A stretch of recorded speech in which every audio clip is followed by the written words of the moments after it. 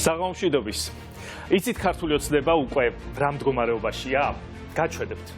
იტალიური კინოს დიდი კლასიკოსი პიერ პაოლო პაზოლინი დამეხმარება ვიზუალურ ნაწილში. გთხოვთ, ჩართოთ ფირი.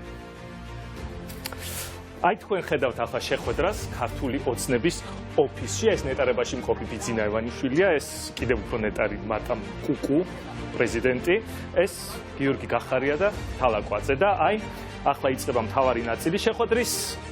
ახლა ხელისუფლება მიირთმევს თავისი 8 წლიანი საქმიანობის შედეგს, ანუ მოსაქმებელს, როგორც დაინახეთ. ყველას დაურიგებენ თავის ულუფას და აი ხედავთ როგორ მიირთმევს პრემიერ-მინისტრი გიორგი გახარია თვითონ და შემდეგ აი აქ უკვე აიძულებს პარლამენტის თავმჯდომარეს არჩილ თალაკვაძეს. თალაკვაძეს უჭირს როგორც ხედავთ, მაგრამ გახარიას წინააღმდეგობას მაინც ვერ უწევს. რა სიზამ. ზოგი სიამოვნებით აგემოვნებს, აი როგორც ეს ქალბატონი მაგალითად, ზოგს გულიერება, ამასაც ნახავთ. აი პარტიის ახალგაზრდა წევრს მაგალითად, მაგრამ ყველა მიცის რომ სხვა გამოსავალი არ აქვს. თუ ბიძინასთან ერთად ხელისუფლებაში უნდა დარჩენა, მოუწევთ ჭამა და უნდა ჭამონ და ჭამენ კიდევაც და ეს აგერ ყველაზე გემრიელად რა თქმა უნდა თვითონ ბიძინა ივანიშვილი მიირთმევს. აი აქ ხედავთ ის როგორ აგულიანებს პარტიის ახალგაზრდა კლანის ერთ-ერთ წარმომადგენელს და ეუბნება მას რომ უნდა გაიღიმოს და ისე ჭამოს როგორც ამას თვითონ ბატონი ბიძინა აკეთებს. დარჩეს ბიძინას ღიმილი ჩვენთან ერთად ასეთი სახით. სწორედ გაითვალისწინეთ რომ სადღაც ნაგვიდან აღებული ფილმის გმირებს კი არ შევადარე ჩვენი პატივცემული ქართული ოცნება. არა. კინო შედევრად აღიარებულ ნაწარმოებში დავინახე მათი სახეები.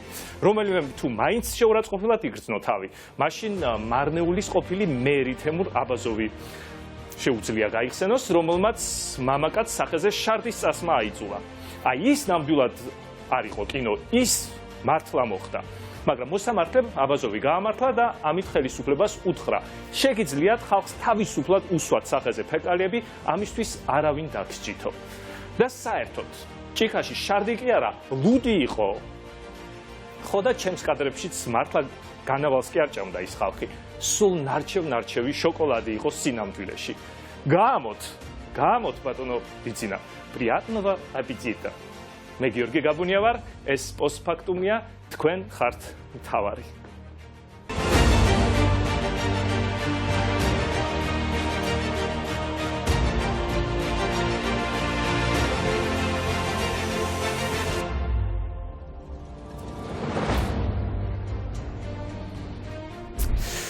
ქართული სასამართლო იმართება სუსის მიერ, სუსი კი დავალებებს პირდაპირ რუსეთიდან იღებს. ამას ვინმე რიგითი ექსპერტი კი არ ამბობს. ამას აცხადებს სააპელაციო სასამართლოს ერთ-ერთი მოსამართლის ძმა, იურისტი ვახტანგ მაჭავარიანი.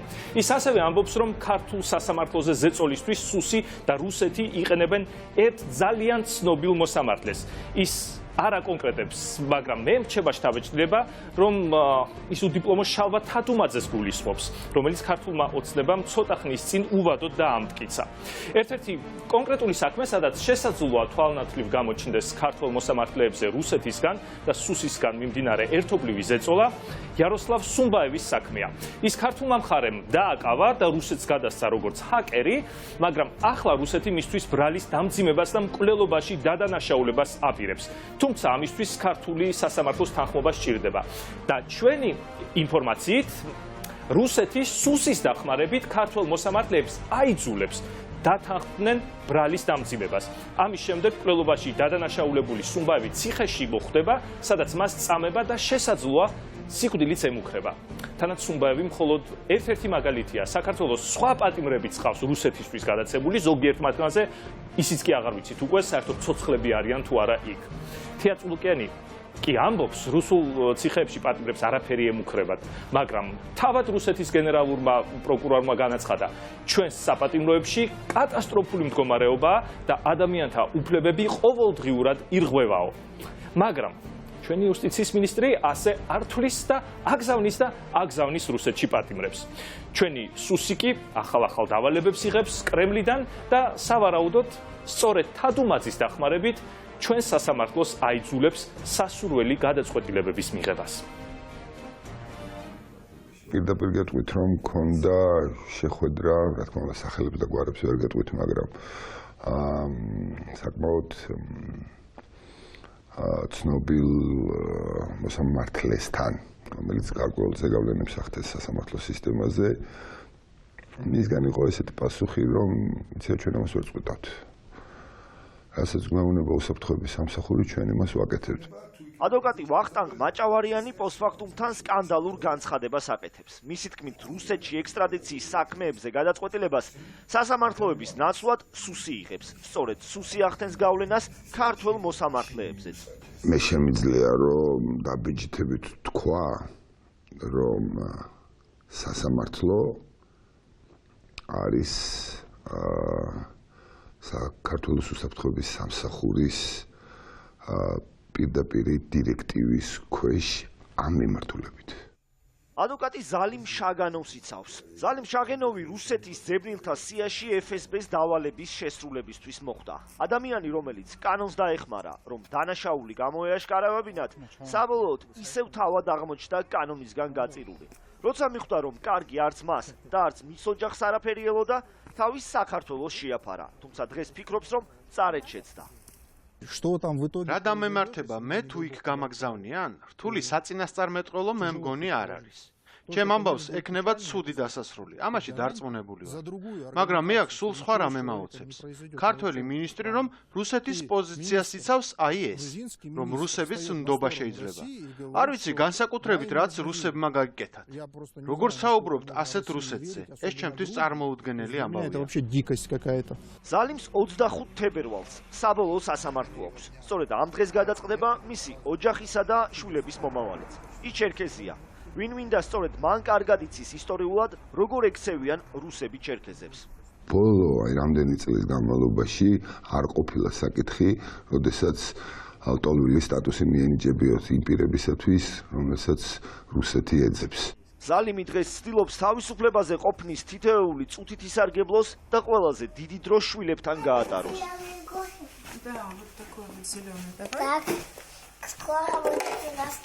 ზალიმისგან განსხვავებით, ბაკარევის ბავშვები უმამოდ დარჩენ. ოლგა დღეს ორ შვილს თბილისში მარტო ზრდის. ის შემოსავლისა და მარჩენალის გარეშეა დარჩენილი.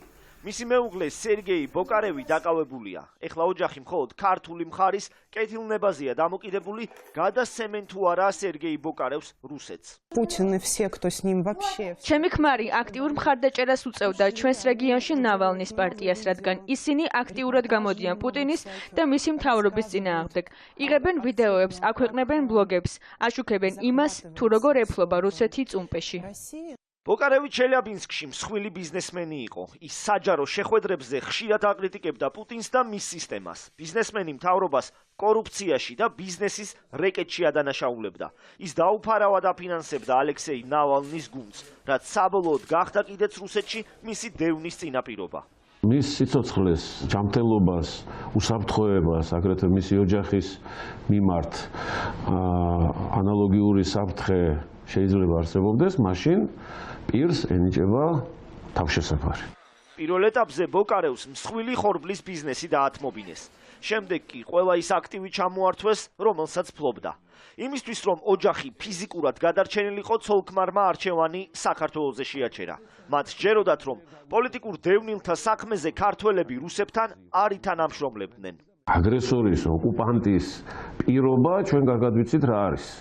ის არც მეტი ღირს, ვიდრე ის ფურცელი, რომელზედაც ეს პირობა არის შესრულებული და ძალიან კარგად ვიცით ჩვენ. რამდენად ვინარჩუნებთ ჩვენ ვაჟა-ფშაველას ქვეყნის სახეს, როდეს რამდენად ვინარჩუნებთ იმას, რომ კავკასიელები, რომლებსაც საქართველოს ყოველთვის მიაჩნდათ ის ადგილი, სადაც შეუძლიათ რომ მათი უფლებები დაცული იქნას, დარჩება ამ ქვეყანად თუ ჩვენ ვიქნებით ისევ ის მონურ მდგომარეობაში, როდესაც ჩვენთან მოსული სტუმარი ადამიანი, რომელიც თავშესაფარს გთხოვს, ესე პირდაპირ გადასცემ რუსეთს. საქართველოს ხელისუფლებამ რუსეთს იაროსლავ სუმბაევი 31 იანვარს გადასცა. მაშინ სუმბაევი კიბერთაღლითობის ბრალდებით გასამართლდა და რუსეთს გადაეცა. თუმცა ექსტრადიციამდე იყო ეჭვი, რომ რუსეთი სუმბაევს სულ სხვა მიზნით ითხოვდა. ეჭვი გამართლდა. როგორც კი სუმბაევმა ფეხი რუსულ მიწაზე დადგა, მის წინააღმდეგ ახალი საქმე აღიძრა. ის რუსეთის ოლქის მოსამართლის მკვლელობაში დაადანაშაულეს.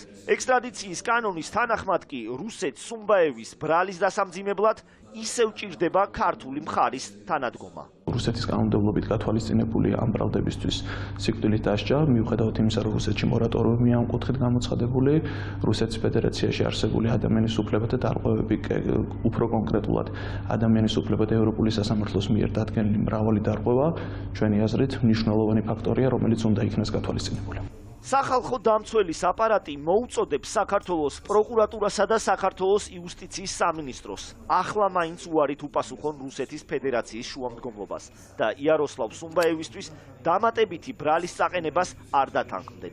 საქმე იმაშია, რომ ამ ბრალეულობაზე რუსეთის სისხლის სამართლის კოდექსი სასჯელის უმაღლეს ზომას, სიკვდილით დასჯასაც კი ითვალისწინებს. თუმცა სუმბაევის საქმემდე იყო ახიადოვი, რომელიც საქართველოს ხელისუფლებამ ასევე რუსეთს გადასცა. ახლა სადაა ის? როგორაა მისი ჯანმრთელობის მდგომარეობა? არავინ იცის. ახიადოვი უბრალოდ გაქრა. ჩვენ რამდენჯერმე მივმართეთ იუსტიციის სამინისტროს ინფორმაციით იმ შესახებ დიპლომატიური გარანტიები ნამდვილად იყო თუ არა ახიადოვის მიერ დაცული, როგორია მისი ჯანმრთელობის მდგომარეობა და საქართველოს რაღაცა ტიპის მონიტორინგს ამ საქმეზე ახორციელებდა თუ არა, თუმცა პასუხები ვერ მივიღეთ იუსტიციის სამინისტროდან. რა პოლიტიკას ატარებს და რატომ შეცვალა მიდგომა იუსტიციის სამინისტრომ ადრე თუ თქვა არ იყო ესეთი ხშირი თქვა ექსტრადირება ან გადაცემა პატიმრით და ხდებოდა გათვალისწინება ყველა იმ მაღალი რისკის, რაც შეიძლება დამუქრებოდა ექსტრადიციის შემდეგ და ეხლა ამ რისკების არ გათვალისწინება რატომ არ ხდება? ამაზე ერთადერთი პასუხი შეიძლება მხოლოდ გასცეს იუსტიციის სამინისტრომ, რა გარანტიებს იღებს ამისთანაც, ან რატომ არის რუსეთის მიერ გაცემული გარანტია ასეთი სანდო. და მაინც მიუხედავად ამ შემაძრწუნებელი სტატისტიკისა, რომელიც რუსულ ციხეებში პატიმრების მოპყრობას ეხება, იუსტიციის მინისტრი ამტკიცებს, რომ რუსული გარანტიები ევროპულთან შესაბამისია. ექსტრადიციის საქმეებზე რუსეთის ფედერაციის სამართლებრივი გარანტიები ითვლება სარწმუნოდ. მოდით ახლა ვნახოთ, რას ამბობს სიცოცხლის გარანტიის ხელყოფაზე და რუსულ ციხეებზე რუსეთის ფედერაციის მთავარი პროკურორი იური ჩაიკა. проблем в деятельности уголовно-исполнительной системы. Პრობლემად რჩება სასჯელ აღსრულების სისტემაში და ზოგადად საპატიმრო დაწესებულებებში მყოფი მოქალაქეების უსაფრთხოების გარანტიების დაცვა. წლევანდელი წელი მათ მიმართ სასტიკი მოპყრობის სავალალო შემთხვევებით გამოირჩევა. გენერალური პროკურატურის ინიციატივით შემოწმდა რამდენად დაცულია თავისუფლება შეზღუდული მოქალაქეების უფლებები. დადგინდა, რომ ბადრაგების მიერ სისტემატურად ირღვევა კანონი, პატიმრების მიმართ ხშირია ძალადობა და მათ წინააღმდეგ აბსოლუტურად უკანონოდ იყენებენ სპეციალურ საშუალებებს. თუმცა ფაქტია, იმის რისიც არ ჯერა რუსეთის პირველ პირებს, ჯერა და სწამს საქართველოს მთავრობას. ის ვიდეოები, რომელსაც ჩვენ ინტერნეტში რუსეთის ციხეებზე ვნახულობთ, მხოლოდ 0.01%-ია იმ სისასტიკისა, რაც იქ ხდება. ეს კადრები თავად ციხის თანამშრომლების გადაღებულია. ცხადია, პატიმრებს გადასაღებად კამერებს არავინ შეატანინებდა. ეხლა თქვენ წარმოიდგინეთ ის შემთხვევები, რომლებსაც ისინი არ იღებენ. ციხეებში არსებულ სისასტიკეს თავად გენერალური პროკურორიც აღიარებს. მისი მოხსენება ხომ საჯაროდ დევს და ამ ყველაფრის შემდეგ თქვენი იუსტიციის მინისტრი გამოდის და იძახის, რომ იქ ყველაფერი იდეალურადაა და რუსეთმა მისცა მას გარანტია. უკაცრავად თქვენ ხომ არ გაგიჟდით? რომელ გარანტიაზე საუბრობთ საერთოდ? Россия дает какие-то гарантии. ნამდვილად. ქართულ ოცნებას ნამდვილი ნადირობა აქვს გამოცხადებული არა მარტო ასეთ ადამიანებზე, არამედ პირველ რიგში თავის ოპონენტებზე, პოლიტიკოსებზე და ოპოზიციურ მედიაზე. ქართულ ოცნებას წარმოიდგინეთ, იმ ქართულ ოცნებას აქვს ეს ნადირობა გამოცხადებული, რომელმაც ხელისუფლებაში თავისი მოღვაწეობა პოლიტპატიმრების და პოლიტდევნილების სიით დაიწყო. თუმცა მანამდე ნიკა გვარამიას დაჭერა მაინც მოასწრო. ჯიუდად გვიმტკიცებენ, ამ ადამიანების ოპოზიციური საქმიანობა არაფერ შუაშია, სხვა დანაშაულისთვის ვასამართლებთო. ყველა პოლიტპატიმრის პატრონი ქვეყანა ასე ამბობს ზუსტად. აბა ოფიციალურად არასასურველი პოლიტიკური საქმიანობისთვის ადამიანს ვერ დაიჭერ. ჩვენთან კანონი ასეთია ყოველ შემთხვევაში. შეიძლება ისე მოხდეს, რომ დანაშაული მართლაც იყოს ჩადენილი, მაგრამ თუ ამას ოპონენტის გასანეიტრალებლად გამოიყენებ, თუ ერთი და იგივე ბრალდებით რამდენჯერმე ჩასვამ ადამიანს ციხეში, ეს უკვე პოლიტიკური დევნაა და არა მართლმსაჯულება. დღეს უკვე ქართული ოცნების ყოფილი წევრები, რომლებიც თვითონ მუშაობდნენ თავის დროზე პოლიტპატიმართა სიაზე, ვერ უარყოფენ, რომ გიგი უგულავა, ნიკა მელია, ირაკლი ოქროაშვილი, ნიკა გვარამია, გიორგი რურუა თუ ავტო წერეთელი პოლიტიკური ნიშნით დევნილი ადამიანები არიან. ვეფხიალომიძე მელიას დაჭერით ემუქრება. დიახ, ასეთი ჯუნგლებთან მიახლოებული რეალობაა დღეს ქართულ პოლიტიკაში. შესაბამისად, სულაც არ არის გამორიცხული, რომ 10 მარტს სააპელაციო სასამართლოში ჩანიშნული სხდომის შემდეგ მოსამართლე ლომიძის ერთპიროვნული გადაწყვეტილებით ნიკა მელია აქტიური პოლიტიკოსიდან განეიტრალებულ პოლიტპატიმრად იქცეს. ჩემ თავზე როგორ ვილაპარაკობ, იქნები თუ პატიმარიც რატომ უნდა ვიყო, საქმეს ვიცნობ და ვიცი და რაიმე ბრალეულობა რომ მქონოდა, ხო, ამ საქმის ფარგლებში ხა 7 წლის განმავლობაში ჰქონდათ ეს საქმე წარმოებაში და განიხილავდა მურუსიძეს სასამართლო და გამამართლის. ნიკა მელიას მიმართ აღძრული სისხლის სამართლის საქმე არსით ძალიან მარტივი, თუმცა ჩახლართული ბედისაა. საქმე ისაა, რომ პროკურატურის მიერ წარდგენილი ორი ბრალდებიდან ერთში მელია სრულად გამართლდა. ხოლო მეორეში შედარებით მსუბუქ დანაშაულში გაამტყუნეს და სასჯელად ბიუჯეტისთვის 25,000 ლარის გადახდა დააკისრეს. ჩვენ წერილობით მივმართეთ პროკურატურას, რომ ეს 25,000 ლარი სად ჩავრიცხოთ და პასუხი რა მივიღეთ, იცით, რომ სანამ უზენაესი სასამართლო საბოლოო გადაწყვეტილება არ იქნება, 25,000 ლარი არ ექვემდებარება ასრულებას. ანუ ჯერ არ უნდა გადაიხადო, რამხელა აბსურდია, მაგრამ პარალელურად ამ დაკისრებული ჯარიმის საფუძველზე პარლამენტიდან გამომაგდეს. როგორც მოქალაქეობრივი, აგრეთვე პარლამენტარის დარღვეული უფლებების აღსადგენად, ნიკა მელია საკონსტიტუციო სასამართლოში ჩივის. თუმცა მის თავზე სისხლის სამართლის საქმეების სახით დამოკლეს კიდევ ორი მახვილი ჰკიდია. შესაბამისად, მას მოსამართლე ვეფხიალომიძეც და თემიდის ყველა სხვა მსახურიც ქვეყნის არაფორმალური მმართველის მარიონეტი ჰგონია. ნიკა მელია დარწმუნებულია, რომ ბიძინა ივანიშვილი პოლიტიკური ველის მოსუფთავებას აუცილებლად გააგრძელებს. რასაც იტყვის ბიძინა ივანიშვილი, იმ გადაწყვეტილებას მიიღებს ბატონი ლომიძე. ჩემთან მიმართებაშიც, ხაზარაძესთან მიმართებაშიც, ნიკა გვარამიასთან მიმართებაშიც, ჯაფარიძესთან მიმართებაშიც, ჭუტაწერეთთან მიმართებაშიც და ყველასთან მიმართებაში. ირაკლი ოქრუაშვილი საერთოდ არაფრის გამო ზის, ხო, გიგი უგულა უკვე საერთოდ არაფრისთვის ზის და ეს ყველა ვიცით და მთელი საერთაშორისო საზოგადოება აკრიტიკებს, მაგრამ ნუ რა თქნას რა, უღირს ჩიტი ბდღნათ, უღირს რომ ეს კრიტიკა მიიღოს და იქ მე რაღაცა ციური მანანას იმედი ჰქონდეს ოქტომბრამდე, ვიდრე ახლა ჩვენ მოგვეცეს შესაძლებლობა თავისუფლად პოლიტიკის კეთების და კამპანიის წარმოების. საარჩევნო წელიწადში პოლიტიკური ოპონენტების დაჭერა მმართველი პარტიის იმიჯზე, რომ უარყოფითად მოქმედებს, თავად ოცნებაშიც ხვდებიან. ამიტომ ივანიშვილის გაუმართლებელი გადაწყვეტილებების გასამართლებლად პარტიის ყველა წევრი ერთსა და იმავე არგუმენტს იშველიებს.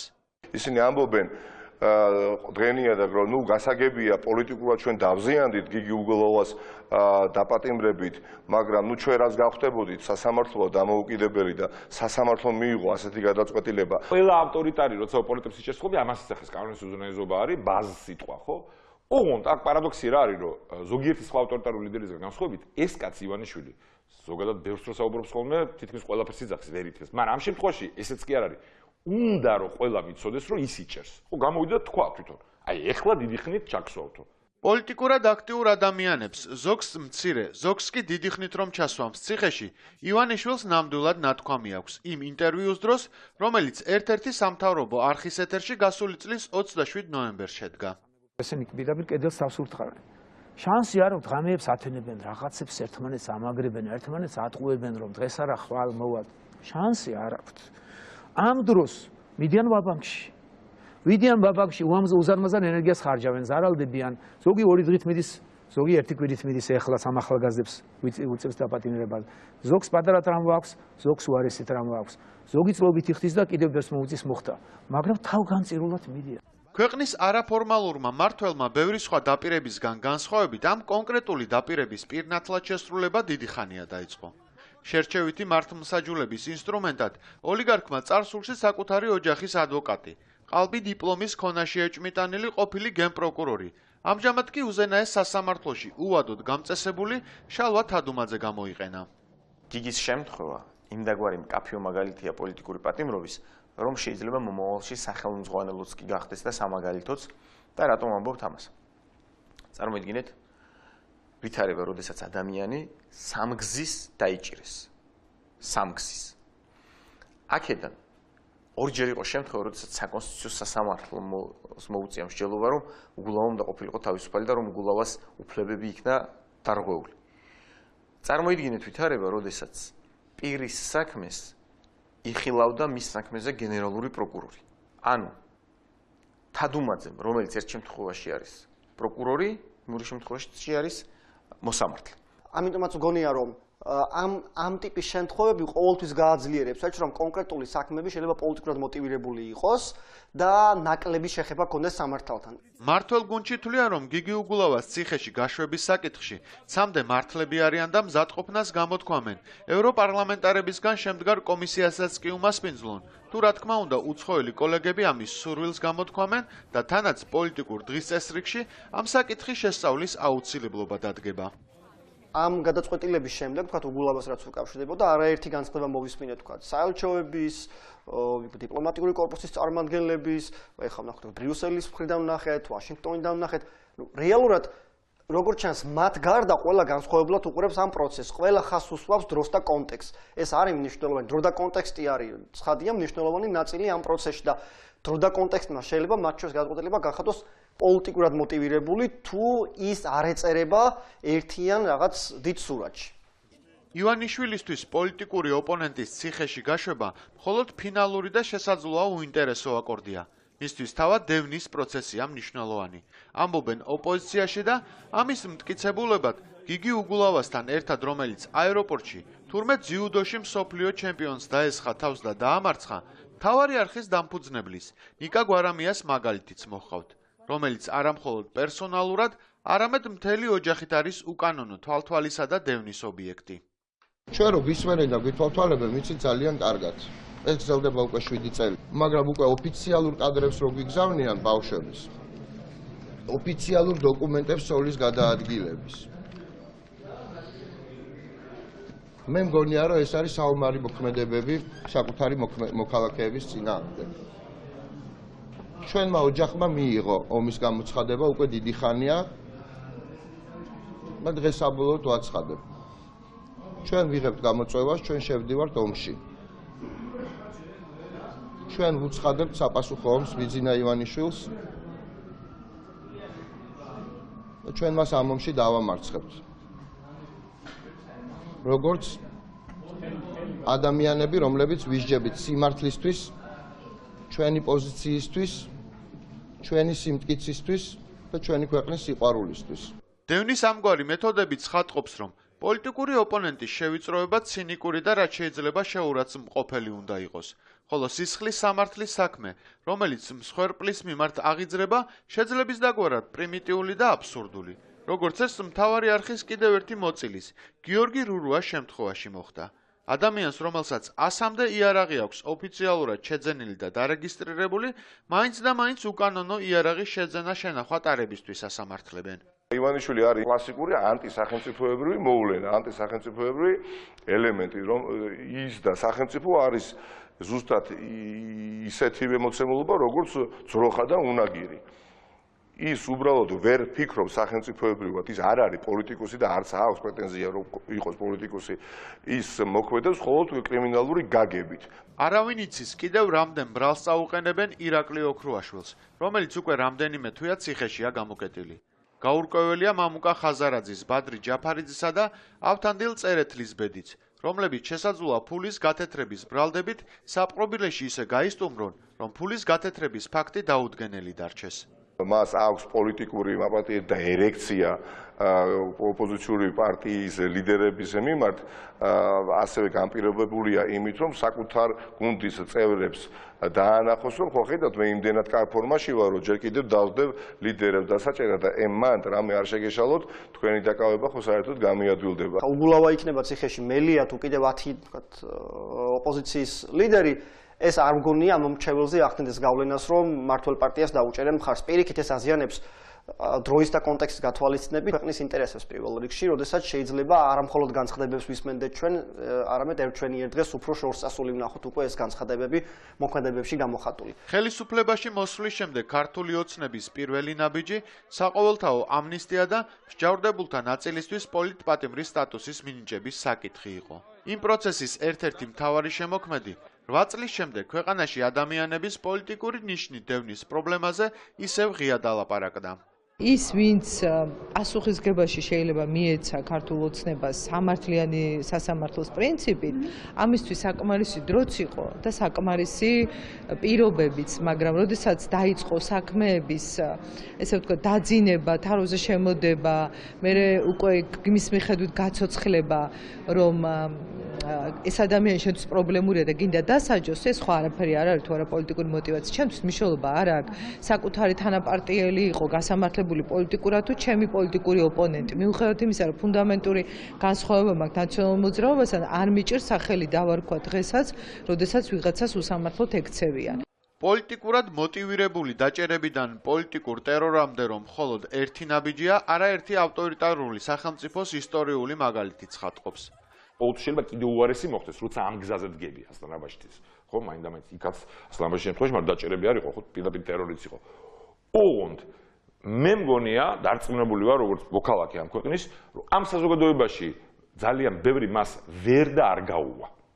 აქვს თუ არა რეალური საფუძველი ქართველი პოლიტიკოსების ამ ფრთხილ ოპტიმიზმს ძალიან მალე გაირკვევა. მანამდე კი დასაჭერთა რიგი, რომელშიც საზოგადოებისთვის ცნობილი და პოლიტიკურად აქტიური არაერთი ადამიანი დგას, დღითი დღე იზრდება.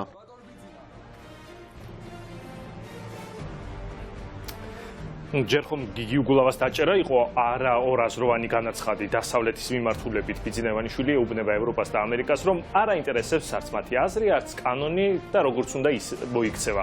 მაგრამ გზავნილი რომ კიდევ უფრო გასაგები ყოფილიყო, უგულავას დაჭერისთანავე იდენტური სასჯელით დაემუქრა ნიკა მელიასაც და მასაც გაუცოცხლა ძველი საქმე, მიუხედავად იმისა, რომ დასავლეთი განსაკუთრებულ შეშფოთებას გამოთქვამდა სწორედ იმის გამო, რომ თბილისის ყოფილი მერი ერთსა და იმავე საქმეზე ხელმეორედ დააკავეს.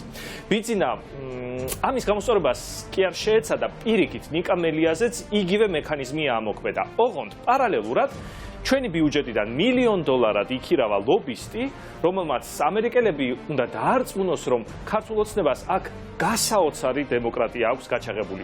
ამას ქვია, მე თუ მკითხავთ, ზუსტად ბიპოლარული აშლილობა.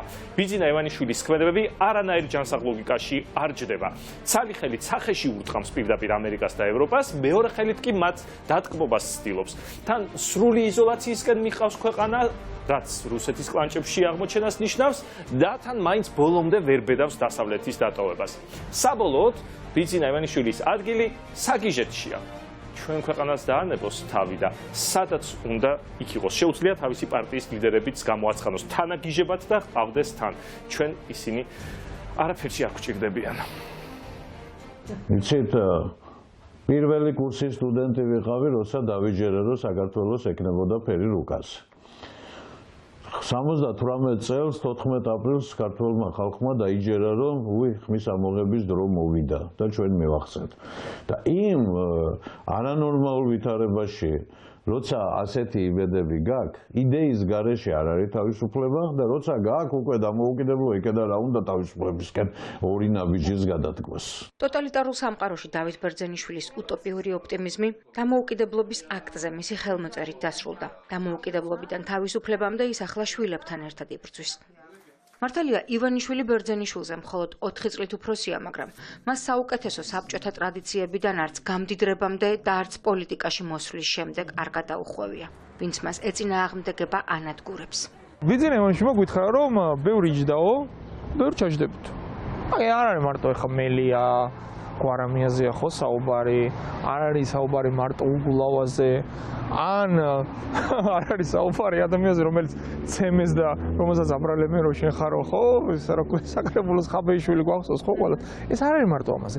ეს არის მისი პრინციპი, რომ ეხა всё უკვე წითელი ხაზია რა, აწ უკვე ყველას დაგიჭირთ. როგორც იზოლაციისკენ მიდი შეგნებულად თუ ასე გამოდის. ის თulis რომ მიწა ეწვის ახლა და მთავარი რომ ხელისუფლება შეინარჩუნოს და მე რაღაცას იზავ. რაშიც ცდება, იმიტომ რომ ვერც ხელისუფლებას ვერ შეინარჩუნოს, ვერც ვერ იზავს, იმიტომ რომ დასავლეთთან წითელ ხაზს თუ გადაკვეთა, უკან მობრუნება ძალიან თითქმის შეუძლებელია უკვე. მოწინააღმდეგეების თავგანწირვით და ოპოზიციის გაერთიანებით შეშინებულ ივანიშვილს დასავლეთიდან ყოველდღე აფრთხილებენ. საერთაშორისო უნივერსალური კონსენსუსი, რომ საქართველოს ხელისუფლება სრულიად უიმედოდ და შეგნებულად ბღალავს კანონის უზენაესობას და დემოკრატიის პრინციპებს, აქამდე არასდროს შემდგარა და ამას ემთხვევა ის, რომ ამდენი ხნის განმავლობაში მიჩუმებული და გაჩერებული რუსეთი არათუ საყოფილა, რაც ასევე აჩვენებს, რომ აი ეს ერთადერთი მხარე, ვისაც მოწონს საქართველოში მოვლენების განვითარება, არის რუსეთი. კონგრესმენები, სენატორები, ევროპარლამენტარები თავიანთ განცხადებებში საქართველოს ხელისუფლების არადემოკრატიულ კურსზე საუბრობენ. ვაშინგტონი, ბრიუსელი, სტრასბურგი, მწვავე გზავნილები დასავლეთის პოლიტიკური დედაქალაქებიდან ოპოზიციის ლიდერების დევნის და გიგი უგულავას მესამედ დაჭერის შემდეგ კიდევ უფრო ინტენსიური და მძიმეა. საქართველოს ხელისუფლება კი პასუხად ოპოზიციის ლიდერებზე ახალი საფრთხეებით და მედია მენეჯერებზე გაორმაგებული ზეწოლით პასუხობს. ამ ხელისუფლების ინტერესები ძირფესვიანად ეწინააღმდეგება სახელმწიფოს ინტერესს. და ეს ხდება იმიტომ, რომ საქართველოს დღეს იქცა ოლიგარქის ახდენილ ოცნებად. ოლიგარქს არ ჭირდება და პირიქით მისთვის საზიანოც იქნება, თუ სახელმწიფო იქნება ძლიერი, თუ ინსტიტუტები იქნებიან ძლიერი, შესაბამისად დაკარგავს გავლენას, თუ სახელმწიფოში ეკონომიკა განვითარდება და მოსახლეობა რაღაცნაირად სულს მოითქვამს, თუ სიღარიბე არ იქნება მთავარი განსაზღვრელი ეკონომიკის, უბრალოდ ძვირი დაუჯდება უფრო მას საზოგადოების გარკვეული ნაწილის გაკონტროლება და ასე შემდეგ. ან ორი სხვადასხვა რამეა. ოლიგარქს მე არ გულისხმობ კონკრეტულად ივანიშვილს, საერთოდ ბუნებაში ასეა. ოლიგარქს სჭირდება სუსტი სახელმწიფო ინსტიტუტები, რომელსაც ის ადვილად აკონტროლებს და ღარიბი მოსახლეობა, რომელსაც ის ადვილად გააკონტროლებს და მოისყიდის ბოლო-ბოლო იქ, სადაც სხვა საშუალებებით ვერ გააკონტროლებს. ასე რომ დღეს ამ ხელისუფლების და საქართველოს ინტერესები პრინციპში ერთმანეთთან შეუთავსებელია.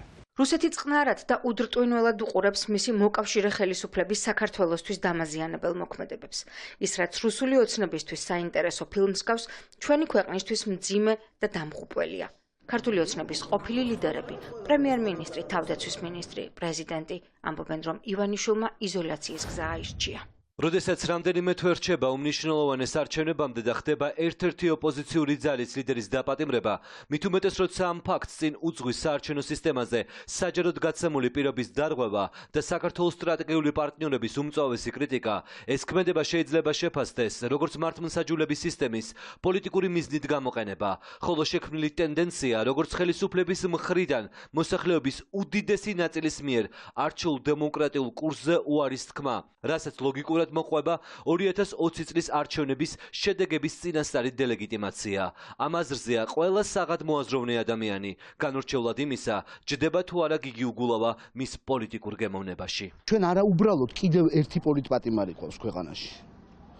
არამედ ჩვენ დასავლელ პარტნიორებს ამით ვაჩვენეთ, რომ საერთოდ არ გვაინტერესებს მათი შეხედულებები და მათ არ აქვთ უფლება ჩვენს ქვეყანაში მიმდინარე პროცესებზე კომენტარი გააკეთონ, იმიტომ რომ ამას არავინ არ გაითვალისწინებს და ესე დამცინავად სახეში მიაყრიან უკან იმ წერილებს, რომლებიც გამოგვიგზავნეს. მე ვარ აბსოლუტურად დარწმუნებული, რომ შურისძიებად სახეზეა მისი მხრიდან ყველა ადამიანის მიმართ, ვისაც თulis რომ უმადურები იყვნენ და არ დაუფასეს, ასევე ძალაუფლების შენარჩუნება მას დანახული აქვს როგორც ერთადერთი შესაძლებლობა თვითგადარჩენა. ახლა ჯიბრში უდგას დასავლეთსაც იმის საჩვენებლად, რომ აი ვერაფერსაც ვერ დააკლებენ დემოკრატიული ძალები მსოფლიოში და ყველაფერი მის მიერ წინასწარ დაწერილი სცენარით წარიმართება. 13 თებერვალს ივანიშვილის გუნდს პოლიტიკური სილა სტრასბურგში გააწნეს. ევროპარლამენტმა საქართველოსთან ასოცირების ყოველწლიური დოკუმენტი ჩააგდო. საგანგებო მისიით გაგზავნილმა ემისრებმა ქართული ფეხბურთის ყოფილმა ვარსკვლავებმა ვერ შეძლეს ევროპარლამენტარების დარწმუნება მხარი დაეჭერათ დოკუმენტისთვის, სადაც არ იქნებოდა ასახული ოლიგარქის პოლიტიკური რეპრესიები. ქართულ ევროპულ ურთიერთობებში ასეთი ჩავარდნა 20 წლის მანძილზე არ ყოფილა. კობახიძე-კალაძის დოკუმენტი, სადაც ქართული ოცნების მიღწევებზე იყო საუბარი, ევროპელი პოლიტიკოსებისთვის უკმაყოფილების მიზეზი გახდა. ეს ოცნების კრახია, აღიარებს ყველა, ვინც სტრასბურგში ევროპასთან ასოცირების კომიტეტის ხდომას ესწრებოდა.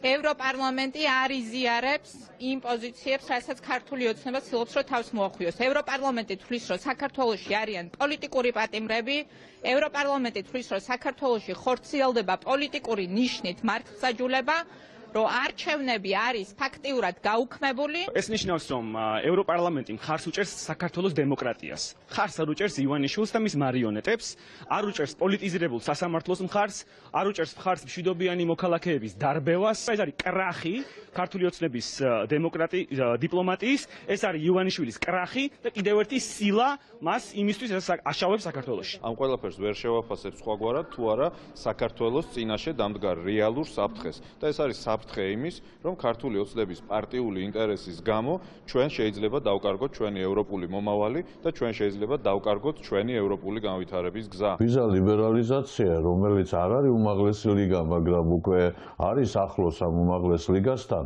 გარანტირებული კი არ გვაქვს, რომ ეს გვაქვს და მოვჩით. ეს ან მიდის წინ, ან უკან.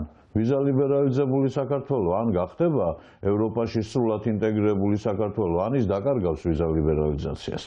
ეს პირდაპირ არის დამოკიდებული საქართველოში ხელისუფლებაზე. მეტიც პრაქტიკულად ეს დამოკიდებულია ივანიშვილის რეჟიმის დაძლევაზე ან ვერ დაძლევაზე.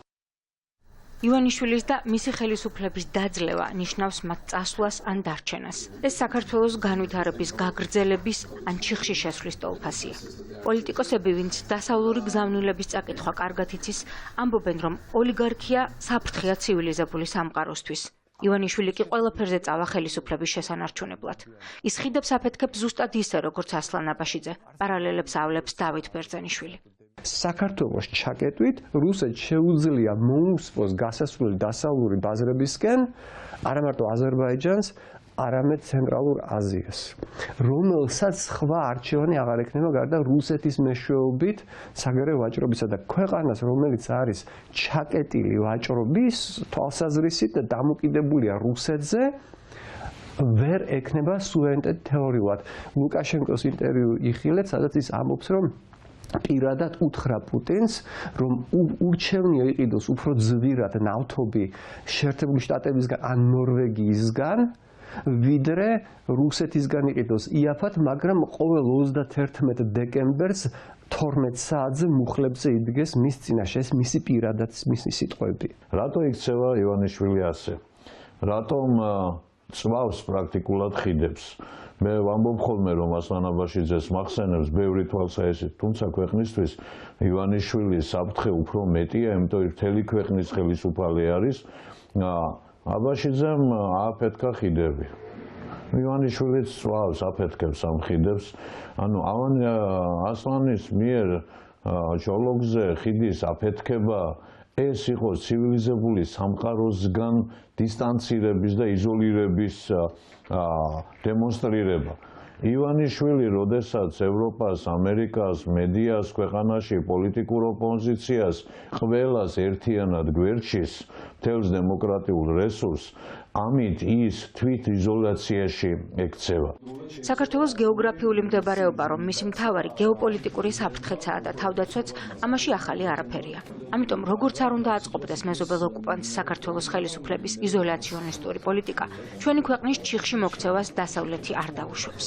ქართული ხალხისთვის კი მთავარია, ჩვენი ქვეყანა დარჩეს საიმედო პარტნიორად და არა მხოლოდ გზად და კორიდორად. ჩვენი გეოგრაფიული სიმდიდრე კი ჩვენივე განვითარებისთვის გამოვიყენოთ. ვერ დასჯი ქვეყნის ხელისუფლებას ცუდი არადემოკრატიული საქციელის გამო, ისე რომ ქვეყანაც არ დაზარალდეს. ესეთი რამე ბუნებაში არსებობს. შეიძლება ერთი თქვა გზა არსებობდეს, უბრალოდ რამდენად პრაქტიკულად შესაძლებელია, არ ვიცი, რომ დაწესდეს სანქციები პერსონალური, რომელიც დაარტყობს ივანიშვილის ჯიბეს პირადად. და ჩემი აზრით ყველაზე ეფექტური სანქციები ეს იქნებოდა, მაგრამ ეს არ უნდა გქონდეს ილუზია და სხვათა შორის ოპოზიციას მაინც და მაინც არავის უნდა უხაროდეს, რომ დღეს იქმნება საერთაშორისო კონსენსუსი, რომ საქართველოში დემოკრატიული პროცესი უკან წავიდა. ამაში გასახარი არაფერია, იმიტომ რომ ეს ივანიშვილის წასვლის შემდეგ საქართველოს წინ დახვდება და ყველას ვინც მოვა მის ადგილას მოუწევს ძალიან სერიოზული შრომა იმისათვის, რომ ახლიდან დაამტკიცოს, რომ ჩვენ ვართ ღირსი დემოკრატიულ ქვეყანად ვიწოდებოდეთ. საქართველოს და საქართველოს ხელისუფლება ვაშინგტონსა და ბრიუსელს სტრასბურგში ერთმანეთსაგან გაყოფილია.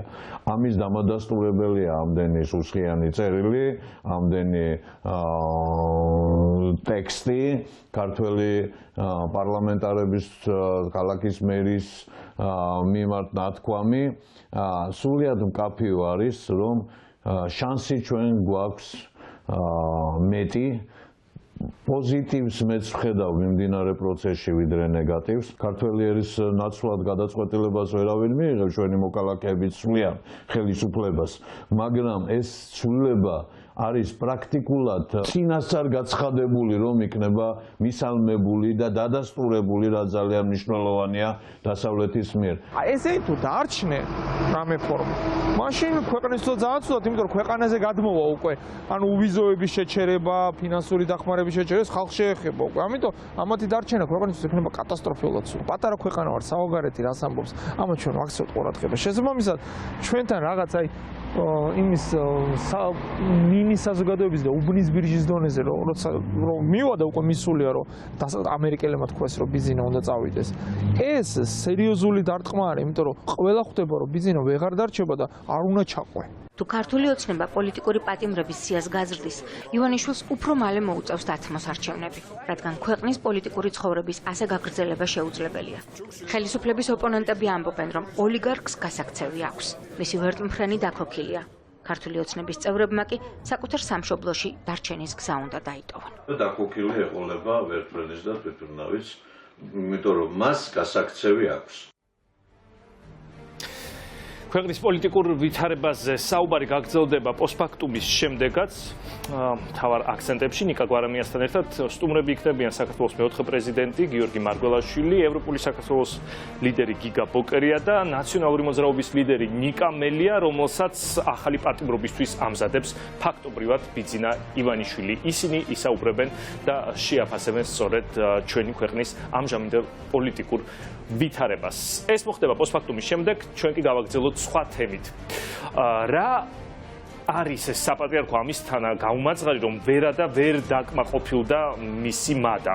აბა გაღატაკებულ მოქალაქეებს კი არ გავს საწყლებს, ისე აქვთ კუჭები დაპატარავებული, რომ 10 კილო კარტოფილის ნაცვლად იძლევიან ხმას.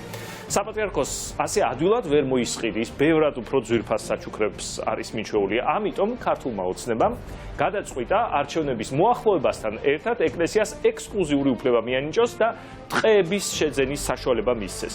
სხვა ამას ვერავინ შეძლებს. საქართველოში ტყით დაფარული მიწის შეძენა აკრძალულია. მაგრამ ცოტა ხანში საპატრიარქოს ამის უფლება ექნება ყველასგან განსხვავებით. ყველა მონასტერს მიმდებარე ტყის 20 ჰექტრამდე ფართობის დასაკუთრება შეეძლება. ახლა გამრავლეთ, რამდენი მონასტერი არსებობს საქართველოში და მიხვდებით, რომ მალე ეკლესიის საკუთრებაში 1000-ობით ჰექტარი ტყის მასივი აღმოჩნდება და ხალხს რა გადარჩება, რომლებისთვისაც ტყეში შეგროვებაც კი მკაცრად შეზღუდულია. სამაგიეროდ მღვდლები თავის მრევლს კეთილ ზღაპრებს მოუყვებიან ბიძინა ივანიშვილის შესახებ და დაარწმუნებენ, რომ ხელისუფლებაში აუცილებლად ქართული ოცნება უნდა დარჩეს. ბრმას აეკიდაო. ბოლო პერიოდში ეკლესიის რეპუტაცია ისევე მკვეთრად ეცემა, როგორც თვითონ ქართული ოცნების, ასე რომ ეჭვმეპარება მათ ერთმანეთის გადარჩენა შეძლო. ღმერთის სახელი დიდი ეშმაკობა ივანიშვილმა ჩაიფიქრა. კაბიანთა და უკაბოთა გულის მოსაგებად. რაკი მთელი ევროპა ამერიკა მის ლანძღვაძე გადავიდა, უახლოეს არჩევნებში ხმები ისევ გამოცდილი გზით ეკლესიიდან უნდა მოუვიდეს. ორივე მხარის ინტერესში არის, რომ ერთმანეთის წინაშე მუდმივად ანგარიშვალდებული იყვნენ. ხელისუფლება ეკლესიას იყენებს და ეს უცხო არავისთვის არ არის, რომ იყენებენ პოლიტიკურ პროცესში როგორც ერთ-ერთ აგიტატორს. უნდა ვაღიაროთ, თითზე კბენანი უკვე გვიანია. შესწორებების პაკეტი კადრომდებლობაში, რომელსაც ახლა არასამთავრობოები და ლიბერალები აპროტესტებენ, მთელი წელია პარლამენტში დევს, მაგრამ კაცს არ შეუმჩნევია. ახლა მესამე მოსმენაღა დარჩა და უდიდესი რელიგიური კონფესია, უდიდესი პანამელი ინვესტორის საშვილიშვილო ვალში ჩავარდება. საქართველოს სამოციქულო ავტოკეფალური მართლმადიდებლური ეკლესიის შესაბამისი განცხადების საფუძველზე საქართველოს სამოციქულო მართლმადიდებელ ეკლესიას საკუთრებაში შეიძლება გადაეცეს ამ კანონის ამოქმედებამდე არსებული მართლმადიდებლური ეკლესია-მონასტრების მიმდებარე ტყის ფართობი, არა უმეტეს 20 ჰექტარისა. რამდენი ეკლესია-მონასტერია საქართველოში ზუსტად ვერავინ გეტყვით. ჯერ კიდევ 2002 წელს სახელმწიფომ ეკლესიის საკუთრებად აღიარა არა მხოლოდ მოქმედი, არამედ უმოქმედო ტაძრებიც, ნანგრევებიცა და მიწას, რომელზეც ისინია განლაგებული. ახლა თეორიულად საპატრიარქომ შეიძლება მოითხოვოს 20 ჰექტარი ტყე ნებისმიერი ორი აგურის გარშემო, რომელიც თავისად მიაჩნია. დისკრიმინაციული სწორედ ეს არის, რომ ცალკე წერია მართლმადიდებლური ეკლესიისთვის სახელმწიფოს ტყეების გადაცემის საკითხი. სხვა არავინ, არც ერთი სუბიექტი არ არის ესე განსაკუთრებულად მოხსენიებული. ეს ერთი და მეორე ტყის გადაცემა არ უკავშირდება ტყეში ეკლესიის ქონას. მაგალითად, თუ რომელიმე სოფელში გაქვთ ეკლესია, შეიძლება მეორე სოფლის მიწა მიიღოთ, ოღონდ უნდა დაასაბუთოთ ალბათ, მაგრამ არ ეკლესიას არც სჭირდება არაფრის დასაბუთება. ანუ ეკლესიის ქონა ტყეში არ არის საჭირო იმისათვის, რომ ტყე მოქცე. ყველაზე მოგრძალებულ შემთხვევაში ახალ კანონებში შეგვიძლია ამოვიკითხოთ მხოლოდ მოქმედი ტაძრები, რომლებიც რეგიონებშია განთავსებული, მაგრამ ასეთებიც საკმაოდ ბევრია. დაახლოებით საქართველოს შეიძლება 500-დან 1000 მონასტრამდე არსებობს. 500 მაინც. საპატრიარქოს როგორც წესი ძალიან მოგებიანი პოზიცია აქვს. არაფერი ვიცით, არაფერი წაგვიკითხავს, არაფერი გვსმენია. მაგრამ თუ რამეს მოგცემენ, ძალიანაც კარგი იქნება. წელს არის 20-20-დან კარგი ის არის. 20 და 200 და 2000 მისცეს შევინარჩუნოთ ჩვენი ბუნება. თუ ეს იქნება ამისათვის კი. ერთი ეპისკოპოსი აშკარად კმაყოფილია თუ ქონებას მიიღებს. მეორე რატომღაც ჟურნალისტს უბრაზდება. აჩვენეთ ეს ტელევიზორში გეუბნება უზრდელები ხართ თქვენ უბრალოდ რა. არ მინდა რო გიპასუხოთ არაფერზე რა. არ მინდა. ხეთყეზეა საუბარი. სახელმწიფო საპატრიარქოს ქონებას დამოუკიდებლობის პირველი დღიდან ჭუქნის. ითვლება, რომ მე-19-მე-20 საუკუნეებში დაზარალებულ ეკლესიას დანაკლის უნაზღაურებს. ამ ზარალის დასათვლელად კონკორდატის ძალით შეიქმნა ორმხრივი კომისიაც, მაგრამ მას ორი ფურცელი არ გადაუბრუნებია, არათუ არქივები უკეკია. ჩვენ არა ვართ სამართალ მემკვიდრე იმ არც კომუნისტური რეჟიმის და მით უმეტეს არც მეფის რუსეთის. და რატომ თვლის სახელმწიფო თავს ვალდებულად ამ შემთხვევაში და რატომ მიიჩნევს სამართალ მემკვიდრედ იმ რეჟიმების სამართალ მემკვიდრედ თავს, ცოტათი გაუგებარია. ეს კომისია არის ძალიან ბუტაფორიული რაღაც, იმიტომ რომ არც ერთ მხარეს არ აწყობს ამ ზარალის რეალურად დათვლა. საპატრიარქოს ქონების დათვლა 1-2-ჯერ სამოქალაქო სექტორმა სცადა. რაღაც 64 კვადრატულ კილომეტრამდე არის აქამდე გადაცემული სახელმწიფოს ქონება, მაგრამ ძალიან ძნელი დასათვლელია, იმიტომ რომ არ კონტროლდება, არ აღირიცხება, როდის რა გადაეცემა ვერ იკებ. უფრო თვალნათელი რომ იყოს, საუბარია ბათუმის ტოლ ფართობზე, თავისი შემოგარენით. ოღონდ ამ ანგარიში მოხვდა მხოლოდ საპატრიარქოსა და რამდენიმე ეპისკოპოსის სახელზე გაფორმებული მიწები. ცალკე მღვდლებისა და ერისკაცების ქონებად რეგისტრირებული მიწა, რომელსაც ასევე ეკლესია განაგებს, ჯერ კიდევ დასათვლელია. როდესაც ის შეიძენს საკუთრებაში, მას გასხვისების უფლება ექნება. გასხვისება ნიშნავს, რომ ის მოგებას ამას ნახავს, აუცილებლად ნახავს ამ პროცესში და მე ეს ციკლი ჩვენ დავინახეთ, რომ დაუსრულებელია. ბიუჯეტიდან ფულის აღება, სახელმწიფო საკუთრების გადაცემა და ასე შემდეგ. თუ კი საპატრიარქოსი გახდება ეს ტყე, მოიხსნება ეს სახელმწიფო ტყის სტატუსი, სავარაუდოდ შეიძლება იყოს შესაძლებელი, რომ საპატრიარქოს შეძლოს მერე უკვე კერძო პირებზე ეს იქნება ფიზიკური თუ იურიდიული გაასხვისოს ტყე. საპატრიარქოს აქამდე არ ქონია მიწის შესყიდვის კანონიერი საშუალება, ამიტომ რასაც ფლობს, მხოლოდ სარგებლობის უფლებით აქვს გადაცემული. ტყის კოდექსის, სახელმწიფო ქონების კანონისა და სხვა აქტების ერთდროული ცვლილებებით სახელმწიფო ქმნის ყველა ეკლესია-მონასტრისთვის 20 ჰექტარი ტყის გადაცემის საშუალებას. ეჭვიც არ შეგეპაროთ საარჩევნო წელს ამ უფლებით სახელმწიფო პირველივე დღიდან სიხარულით ისარგებლებს. ტყეში არ ჩახვიდე, შეშა არ მოიჭირა, არ წამოიღო. საძუარზე არ შეხვიდე, გზა გადავკეტეს. ეხლა კიდე წყალი გადაკეტეს და როდემდე უნდა ითნოს ხალხმა გაც. ასეთი ამბები ადრეც ხდებოდა და ახლაც ხდება. ოღონდ როდესაც ტყეების ფლობის, შემოღობისა და ექსკლუზიური სარგებლობის უფლება ექნებათ, პრობლემა კიდევ უფრო გამწვავდება. ხან სადაფეთქდება, ხან სად. ბოლო ამბავი, რომელიც ყველამ გაიგო, ადიგენში მოხდა, სადაც სახელმწიფო მართლმადიდებელ ეკლესიას ფერმერების პრივატიზებული მიწა აჩუქა. 1200 მეტრი მე დაკანონებული მაქვს, აი ასეა გაჭირდი ეს ხანი. ამან ჩამოვა თავის გემოზე რანაირად მოღობა, არავის არ დაკითხვა შენი მხარი რომელია, იმან ხომ იცოდა ნახაზი ხო იყო გაკეთებული, დარეგისტრირებული მიწა რანაირად იყო ეს. მე ვერ წარმოვიდგენი. თქვა სოფელი ამბობს, რომ ისინი დარჩნენ საძოვრების გარეშე, სახნავსათესის გარეშე, ხეტყის გარეშე და ასე შემდეგ. და აი რა თქმა უნდა, ჩვენ ეკლესიის ინტერესით პირველ რიგში ეს უნდა იყოს, რომ არ იყოს არავისი უკმაყოფილებისა და განკითხვის და დაბრძოლების მიზეზი. უფრო ნათლად რომ წარმოიდგინოთ საქართველოს ტყეების მომავალი. 20 ჰექტარი ფართობით ფეხბურთის 30 მოედანს უტოლდება. მთავარია საქართველოს საკმარისი ტყე აღმოაჩნდეს. საპატრიარქო და პატრიარქი ხშირად საუბრობენ სოფლის გაძლიერებაზე, სოფელში ადამიანების დაბრუნებაზე, ხო? აი ასეთ პირობებში თუ ეკლესიის ხარჯზე მოხდება სოფლის მოსახლეობის ინტერესების უგულებელყოფა, ჩვენ მივიღებთ უკვე შედეგს. ეს იქნება ეკლესიის რეიტინგი, ეს იქნება სოფლის დაცლა. 2017 წლის კვლევაში საპატრიარქოს აღმოაჩნდა 44 კომპანია და 100-ზე მეტი არასამთავრობო ორგანიზაცია. ქონება ან ბიზნესი რეგისტრირებული იყო 41 ეპისკოპოსზე.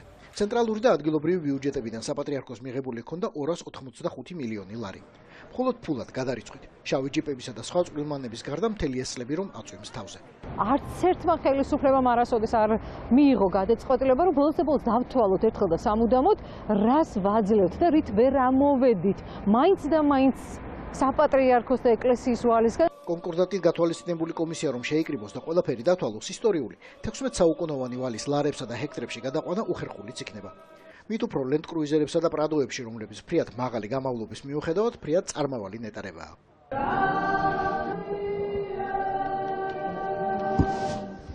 პარლამენტის გარემოს დაცვის კომიტეტის თავმჯდომარის კომენტარისთვის ორშაბათამდე არ სცალია. გარემოს დაცვისა და სოფლის მეურნეობის სამინისტროს ამ საქმის სპიკერად სატყეო დეპარტამენტის ხელმძღვანელი ყავს, მაგრამ ისიც მაინც და მაინც ახლა აღმოჩნდა ვენაში. წასვლამდე ბატონ ამირგულაშვილთან დაკავშირება ნეტგაზეთმა მოასწრო. მოქმედ კოდექსში იყო საქართველოს ეკლესია ჩაწერილი, რომელსაც ეგრეთ წოდებული ნიჩენის წესით უკვე გადაცემული აქვს 1600 ჰექტარზე მეტი ტყე მართვაში. ეს 20 ჰექტარი ჩაიწერა ტყის ინტერესებიდან გამომდინარე. სხვა გზა არ გვაქვს, უნდა ვუსმინოთ ადამიანებს, ვისაც ფოთლების ენაც ესმით და დაუჯეროთ, რომ ტყის ინტერესებშია მისი მოვლა მეტყევეებისგან ბერ მონაზვნებს გადაეცეს. მოქმედი კანონმდებლობით სახელმწიფოს არ ქონდა უფლება დაცული ტერიტორიის არც ერთი გოჯი გადაეცა თუნდაც მიჩენით, ანუ მართვაში. ახალი კანონის აკრძალვათა ნუსხიდან გამორჩა თუ გამოტოვეს ეგრეთ წოდებული დაცული ლანდშაფტები, რომელიც საქართველოში ორია, ინტრიშისა და თუშეთის 31000 ჰექტარის ფართობის. ესე იგი ახლომახლო თუ ეკლესია ან მონასტერი აღმოჩნდა მას ნაკრძალის ფლობის სურვილიცა და შანსით შეიძლება გაუჩნდეს. არის მონასტრები, ვთქვათ, სადაც 50 ადამიანი ან 20 ადამიანი მოღვაწეობს. არის მონასტერი, სადაც ვთქვათ 1 ან 2 ადამიანი მოღვაწეობს. ამიტომ მე ვფიქრობ, უნდა იყოს ერთგვარი დიფერენციაცია დიდ მონასტრებსა და პატარა მონასტრებს შორის, ასევე მონასტრები არის ქალაქებშიც. აი ქალაქებში თბილისში და სხვაგან ეძლევა თუ არა მათ მიწა. სახელმწიფო თავს იმშვიდებს და ყველა სხვა კონფესიას ამშვიდებს. ტყის პირას ტაძრები და მონასტრები მხოლოდ მართლმადიდებლებს აქვთ, ამიტომ 20 ჰექტარი მხოლოდ მათ ეკუთვნითო. წინასაარჩევნო პერიოდში ძალიან აქტიურდება ხოლმე ეს ქონების გადაცემა, რაღაცას ახალი ურთიერთობები და ეს საკანონმდებლო ინიციატივაც, ჩემი აზრით, შესულა ზუსტად ამ წინასაარჩევნო პროცესებს უკავშირდებოდეს. არჩევნების წელი დაიწყო და ყველაფერი იდეალურადაა. ტყეები ნაკრძალების ჩათვლით მისდით სინოდის წევრებს. მათი ნაკურთხი ხმები მისდის ივანიშვილს. საბოლოოდ კი ყველაფრის მას ჩვენ ვიხდით. და რა კი არავინ არაფერს გვეკითხება, როცა ჩვენს ტყეებსა და მიწებს არიგებს, ერთადერთი მოგრძალებული თხოვნა გვრჩება. ტყე შეუნახე სულიერ შვილებსა, მამაო ხარ შენი ვალია. სასტიკი მკვლელობა საკუთარი შვილების თვალწინ მამაკაცმა ყოფილ მეუღლეს ყელი გამოჭრა და ეს მცირეწლოვანი ბავშვების მსხვერპლის დედისა და დის თანდასწრებით ჩაიდინა. უკვე მერამდენად ხვდებით ასეთი დანაშაულის მოწმე, როდესაც მამაკაცი ვერ ახერხებს ოჯახის შენარჩუნებას, ხშირად სწორედ მისი მიზეზით ოჯახი ინგრევა და ქალი სრულიად მარტო რჩება ბავშვებთან და მარტო ზრდის შვილებს. თუმცა ყოფილი მეუღლე მას მოსვენებას არ აძლევს და ფაქტობრივად სრულფასოვანი ცხოვრების უფლებას არ თმევს. ისევ ძველებურად უწესებს შეზღუდვებს, აკონტროლებს, ატერორებს, ემუქრება და ხშირად პირდაპირ მნიშვნელობით არ თმევს სიცოცხლეს. ასე მოხდა ამ შემთხვევაშიც. ციხიდან ცოტა ხნის წინ გამოსული მამაკაცი თავს დაესხა ყოფილ მეუღლეს და საკუთარ სახლში 3 შვილის დედა მოკლა.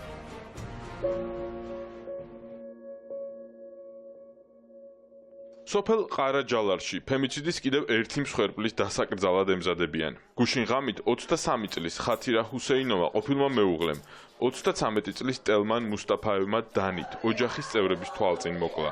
შინ ამ დროს გარდაცვლილის 2 შვილი, დედა და პატარა დის შვილი იყვნენ და დასაძინებლად ემზადებოდნენ. ღამე სახლში ვიყავით მე, ჩემი ორი გოგო და სამი შვილიშვილი. გოგოები ღუმელთან თბებოდნენ და მზეს უმზირეს ჭამდნენ. მე კი აქ ტახტზე ვიჯექი. დაიძინეთ მეთქი ვეუბნებოდი. უცებ ტელმანი შემოვიდა ოთახში. ქუდი ჰქონდა თვალებზე ჩამოფხატული და შავი ქურთუკი ეცვა. რომ შემოვარდა ოთახში, ქუდი ერთ მხარეს მიაგდო, ქურთუკი მეორე მხარეს. შეგვეშინდა, რა მოხდა მეთქი შვილო ვკითხე, რატომ გაქვს ასეთი სახე? პასუხად ჩემი ლანძღვა გინება დაიწყო. მერე ჩემს ქალიშვილს ეუბნება. მოდი მუხლებზე დაიჩოქე და ბოდიში მოიხატეო. ვნახე რომ სიტუაცია დაიძაბა და უცებ გარეთ გავიქეცი და ყვირილი დავიწყე. მეზობლებს საშველოდ ვუხმობდი. უკან ოთახში რომ ვრუნდებოდი, აი მის გართან დამხვდა და კედელზე მიმანარცხა. ახლა მიდი შენი შვილის გვამს ჩაეხუტეო. ამასობაში ხმაურზე მეზობლებიც მოცივდნენ. ის გაიქცა, მე ოთახში შევვარდი. ჩემი საწყალი გოგო ძირს ეგდო და სისხლის გუბეში ცურავდა. კინაღამ გონება დავკარგე. ჩემს შვილს ჩავეხუტე და ვნახე რომ დანა ყელში ჰქონდა გამოსმული. შემომხედა, თვალებიდან ცრემლები წამოუვიდა. ორჯერ ღრმად ამოისუნთქა და თავი ჩაუვარდა. სასტრაფოს დავურეკეთ. პოლიციელები უფრო ადრე მოვიდნენ. მკვლელობა ბავშვების თვალწინ მოხდა და ჩემი მეორე ქალიშვილიც ესწრებოდა. დასუნდოდა, მიშველებოდა, მაგრამ ამ არამზადამ დანა ჩემს მეორე შვილსაც დაარტყა ხელში. ჩემს შვილს მხოლოდ კისერში კი არ ჰქონდა ჭრილობა, არამედ მკერდის არეშიც. რამდენიმე ადგილზე იყო დაჭრილი. აქ ყველგან სისხლი იყო. კვალი კიდევ ჩანს. გარდაცვლილის დედა ყვება რომ მისი შვილი 13 წლის იყო, როდესაც ნათესავს ტელმან მუსტაფაევს გაჰყვა ცოლად, მაგრამ ახლა ისინი უკვე განქორწინებულები იყვნენ. ქორწინებისას 3 შვილი შეეძინათ, მაგრამ ბოლო პერიოდში ურთიერთობა დაეძაბათ. შარშან მისი სიძე სიდედრზე ფიზიკური ძალადობისთვის დაკავებული იყო და დეკემბერში გამოვიდა გლდანის საპყრობილიდან. თაზაგილ გუსეინოვა ამბობს, რომ სიძე ოჯახის წევრებზე ფიზიკურად და ფსიქოლოგიურად ხშირად ძალადობდა, მაგრამ პოლიციას არ მიმართავდნენ ხოლმე. ისე ჩემს გოგოს სანამ დაშორდებოდა ხშირად სცემდა, მაგრამ პოლიციისთვის არ მიგვიმართავს, რადგან სიძეც ჩვენი ნათესავი იყო. ვფიქრობდი, ჩემს შვილს ოჯახს ხომ არ დავუნგრევ მეთქი. ტელმანი საშინლად ეჭვიანი იყო, ჩემს შვილს გარეთ არ უშვებდა. რუსეთში რომ ვიყავით, იქ დაშორდნენ ერთმანეთს. ჩემს ყოფილ სიძეს ჩემთანაც კონფლიქტი ჰქონდა. ის ნარკომანი იყო, მთლიანად ნარკოტიკზე დამოკიდებული. ხშირად ფულს მთხოვდა, ბოლოს მცემა და ხელში დანით დამჭრა. ამის გამო 6 თვით ციხეში მოხვდა. 6 დეკემბერს ციხიდან გამოვიდა. ერთხელ ყოფილი ქმრის მოთხოვნით ჩემი შვილი ციხეში პაემანზეც იყო მისული. რომ ესაუბრა, ჩემს გოგოს კითხა, შერიგება უნდოდა თუ არა. ჩემმა შვილმა უპასუხა, რა თქმა უნდა, 3 შვილი გვყავს, აბა სად უნდა წავიდე? ოხონდ შენ ნარკოტიკებს უნდა შეეშვა. წინააღმდეგ შემთხვევაში ერთად ვერ ვიცხოვრებთო. მან ნარკოტიკი აირჩია და ჩემი ქალიშვილიც არ შეურიგდა. მე 2 დღეარაც რუსეთიდან ჩამოვედი და აი ეს უბედურება დაგვატყდა თავს. ახლა 3 ობოლი ბავშვი ჩემს კისერზეა, 2 გოგო და 1 ბიჭი. გარდაცვლილის დედის თქმით, ის და მისი შვილი რუსეთის მოქალაქეები არიან, მაგრამ ქმარს გაშორებული ხათირა საქართველოში ნათესავებთან ცხოვრობდა. თავად რამდენიმე დღის წინ დაბრუნდა რუსეთიდან და სიძეს პროდუქტებიც ჩამოუტანა. ხათირა დროებით დედასთან გადმოვიდა საცხოვრებლად, სახლში, სადაც მკვლელობა მოხდა. ეს რა უბედურება დაგვატყდა თავს. საწყალი გოგო განა რა დააშავა ასეთი, რომ ასე მოექცა. მეზობლებს ესმოდა, რომ ხშირად სცემდა. საშინლად ეჭვიანი იყო. სულ ამბობდა, აივანზე ნუ გადიხარ, იქ კაცები გხედავენ. გარეთ ნუ გახვალ, მაღაზიაში ნუ წახვალ და ასე შემდეგ. ჩემმა საწყალმა ძმისშვილმა ბევრი შეურაცხყოფა მოითმინა და აიტანა. დაშორების მერე ხშირად ურეკავდა და სულ ემუქრებოდა. წამალი, ანუ ნარკოტიკი მიყიდეო, არ ეშვებოდა საწყალ გოგოს. არც ასვენებდა, ბოლოს კი 3 პატარა ბავშვი დაგვიობლა და ჩვენც გაგვანადგურა. შინაგან საქმეთა სამინისტროში დაგვიდასტურეს, რომ ტელმან მუსტაფაევი მართლაც იყო დაკავებული და მას ახლა პირობითი მსჯავრი ჰქონდა. ჩვენ სოფელში ასეთ საშინელი ფაქტი არ მახსოვს. არასდროს მსგავსი რამ აქ არ მომხდარა. ეს რა საშინელება მოხდა? როგორ შეიძლება შენი შვილის დედას ყელი გამოჭრა? ვერანაირად ვერ გაამართლებს კაცი მომხდარს. ჩვენს დილას გავიგეთ ეს ამბავი, როგორც ვიცი, კარგი ხანია დაშორებულები იყვნენ. ახლა კი ასე მოხდა. ოჯახური დანაშაულის ოფიციალური სტატისტიკის მიხედვით 2018 და 2019 წლებში 7 ქალი მოკლეს. ტელმან მუსტაფაევს შემაკავებელი ორდერი არ ჰქონდა გამოწერილი, ვინაიდან მას პირობითი მსჯავრი ჰქონდა. არასამთავრობო ორგანიზაცია საფარის დირექტორი ბაია პატარაია მიიჩნევს, რომ ციხიდან გათავისუფლებულ სარისკო პატიმართა მონიტორინგი აუცილებელია. ეს ადამიანი როგორც ჩანს ამ ადამიანის რისკების შეფასდა და სასჯელ აღსრულების დაწესებულებაში მოხვდა, მაგრამ სასჯელ აღსრულების დაწესებულებაში არ არსებობს ნორმალური რეაბილიტაციის პროგრამები. მოძალადებთან არ მუშაობს არავინ. ამ ადამიანს სხვა ბევრი პრობლემური ქცევაც ახასიათებდა ძალადობის გარდა. ესეთი ადამიანი მომეტებული რისკის შემცველია მისი ქცევა და ასეთ ადამიანებთან უნდა გააგრძელდეს შემდგომაც ურთიერთობა და ძალიან მნიშვნელოვანია, რომ გარკვეული ტიპის მონიტორინგი არსებობდეს იმ ადამიანებზე, რომლებიც ოჯახში ძალადობენ, თუნდაც საპატიმრო დაწესებულების დატოვების შემდეგ როგორ ტოვებენ ისინი. მკვლელი პოლიციამ რამდენიმე საათში სოფელში დააკავა. ოჯახური ძალადობის მორიგ მსხვერპლ ხათირა ჰუსეინოვას ხვალ-დილით ყარაჯალარის სასაფლაოზე დაკრძალავენ. თქვენ უყურებთ პოსტფაქტუმს, მთავარ არხზე მე გიორგი გაბუნია ვარ. გაგიგიათ მცოცავი მკვდრების შესახებ. ახლა გაიგეთ.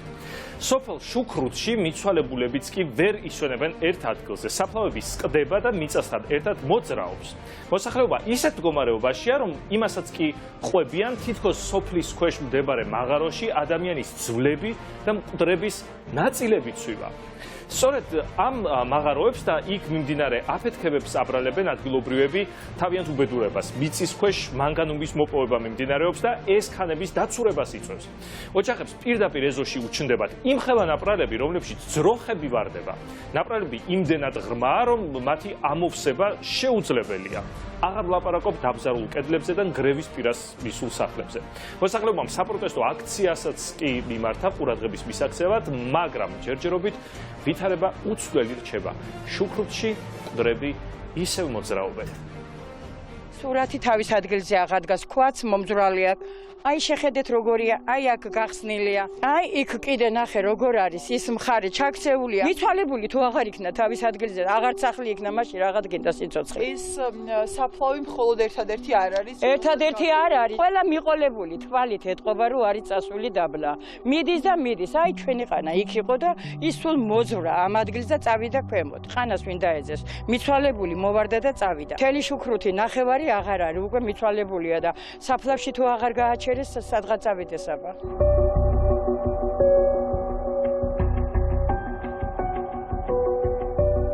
აქ ბევრგან ნახავთ ჩავარდნილ მიწას და რამდენიმე ადგილას გახსნილ საფლავის გალავას. ცოცავი ქანების გამო საფლავები სავავალო მდგომარეობაშია. ეს შემზარავი კადრები სოფელ შუქრუთის სასაფლაოზე გადავიღეთ. ადგილობრივი მოსახლეობა დახმარებას ითხოვს. საფლავების უმეტესობა მძიმედაა დაზიანებული. საფრთხე ემუქრება მთლიან ტერიტორიას. ადგილობრივებს გარდაცვლილი ნათესავებისა და ოჯახის წევრების განსასვენებელი ადგილის თავიდან გაკეთება უწევთ. თუმცა უშედეგოდ. მდგომარეობა დღითიდღე უარესდება. იციან, რომ რამდენჯერმე შეკეთებული საფლავი მალე კვლავ დაზიანდება. სასაფლაო სხვა ადგილას გადატანაზეც ფიქრობენ, მაგრამ შესაბამის ტერიტორიას ვერ პოულობენ. სოფელ შუქრუთის ერთადერთ სასაფლაოზე გარდაცვლილებს შიშით კრძალავენ. ხალხს მიწის გაჭრის ეშინია.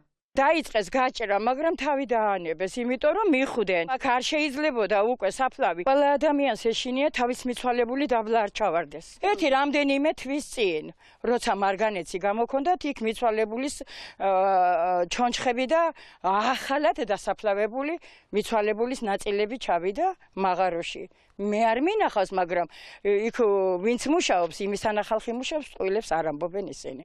სოფელ შუქრუთის მოსახლეობა სასაფლაოზე მარტო ასლოსაც თავს არიდებს. როდის გამოეცლებათ მიწა ფეხქვეშ არავინ იცის. სიმართლე გითხრათ, უკვე გვეშინია აქ გავლის. თქვენ ცნელაიარეთ, მე კიდე მიჩვეული ვარ. რთული კი აქ სიარული, მაგრამ სხვა რაღა დაგვრჩენია. მიცვალებულები ხო უნდა მოვინახულოთ. აი აქედან მოყოლებული ის საფლავები სულ დაბლაა წასული. შარშანდელს აქეთკენ შევამჩნიეთ. ამ წელიწადში ყველაზე მეტად შეეტყო. არც ერთი ოჯახი აქ არ არის დაუზარალებელი. და ამაზე უარეს კიდე მოსახლეობაში ნახავთ ზევითკენ. იმიტომ რომ თელად ჩასულია, მანქანა ჩაეტევა, იმხელა ორმოებია. ნახე, აჰა. დინახე, აქედან მოიტო. ამხელა, დინახე. გლოხა ჩაუვარდა რა, ათინო. სახში ვიყავით ეგრე და დაგვიძახავს ბოშებიანა ყველა და გამოვიდა ორ-ორქენით ხარები მოდიოდა იქანა, ურემი ჩაუხსნა, მიდიოდა სხვაგან და გავდევი დიდი ისი აქანა. ხო და ბაწრით ამოვიყვანეს ხარე. სოფელ შუქრუთი სასაფლაო მხოლოდ ერთ-ერთი მაგალითია იმისა, რომ ამ სოფელში ცხოვრება შეუძლებელია.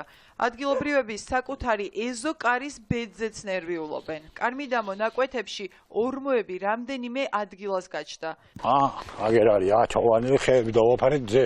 კონცი თუნ დაინახა.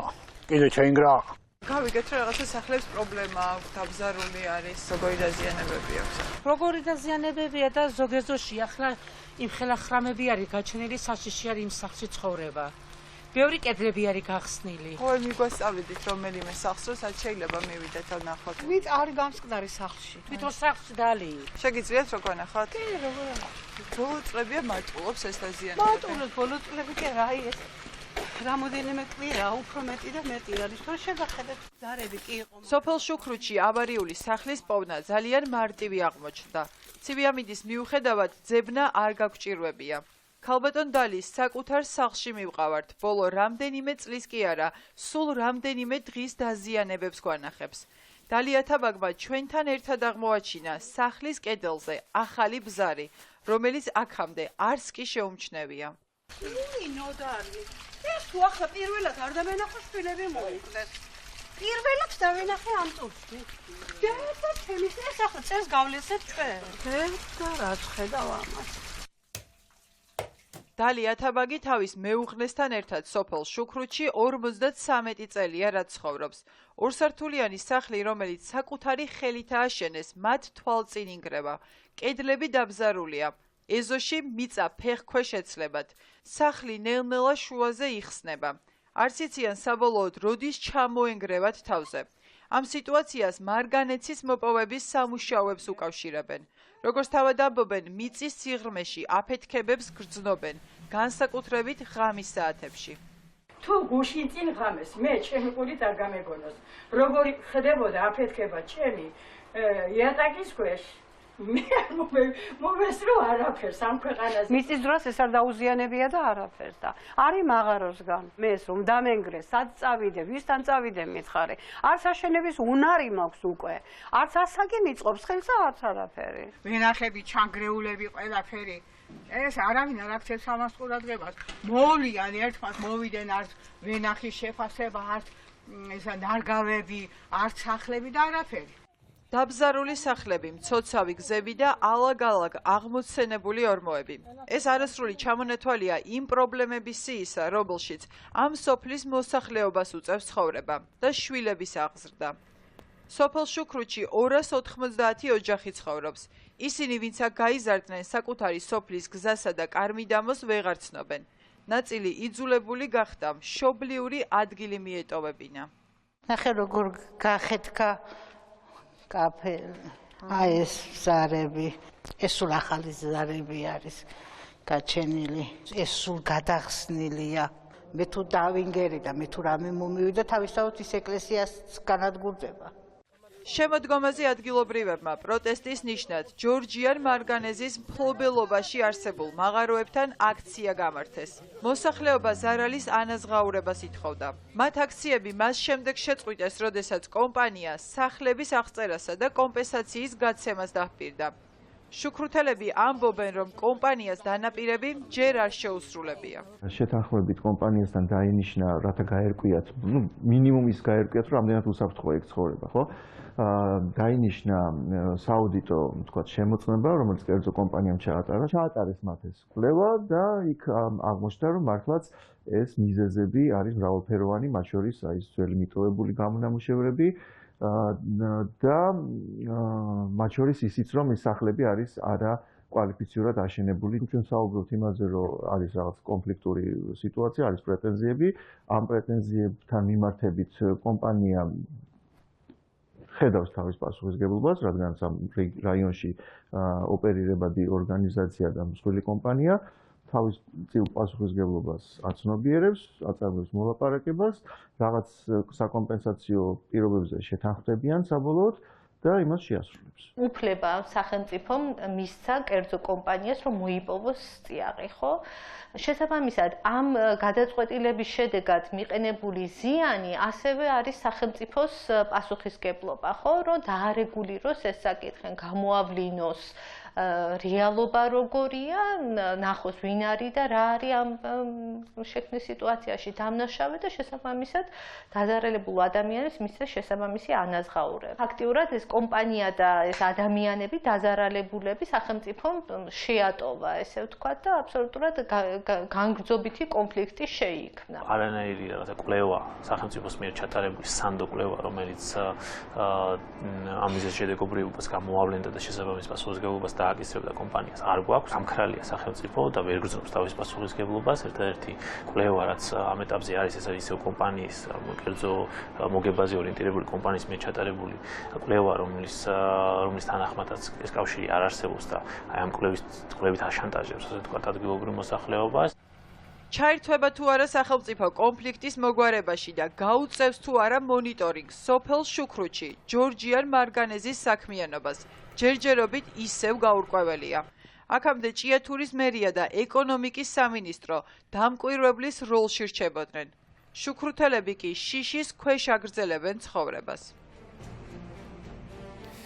როგორ უნდა მოიწყო ცხოვრება ისე, რომ თან რიგიან ხელფასს იღებდე, მაგრამ თან საქმეს შენს ნაცვლად სხვა აკეთებდეს.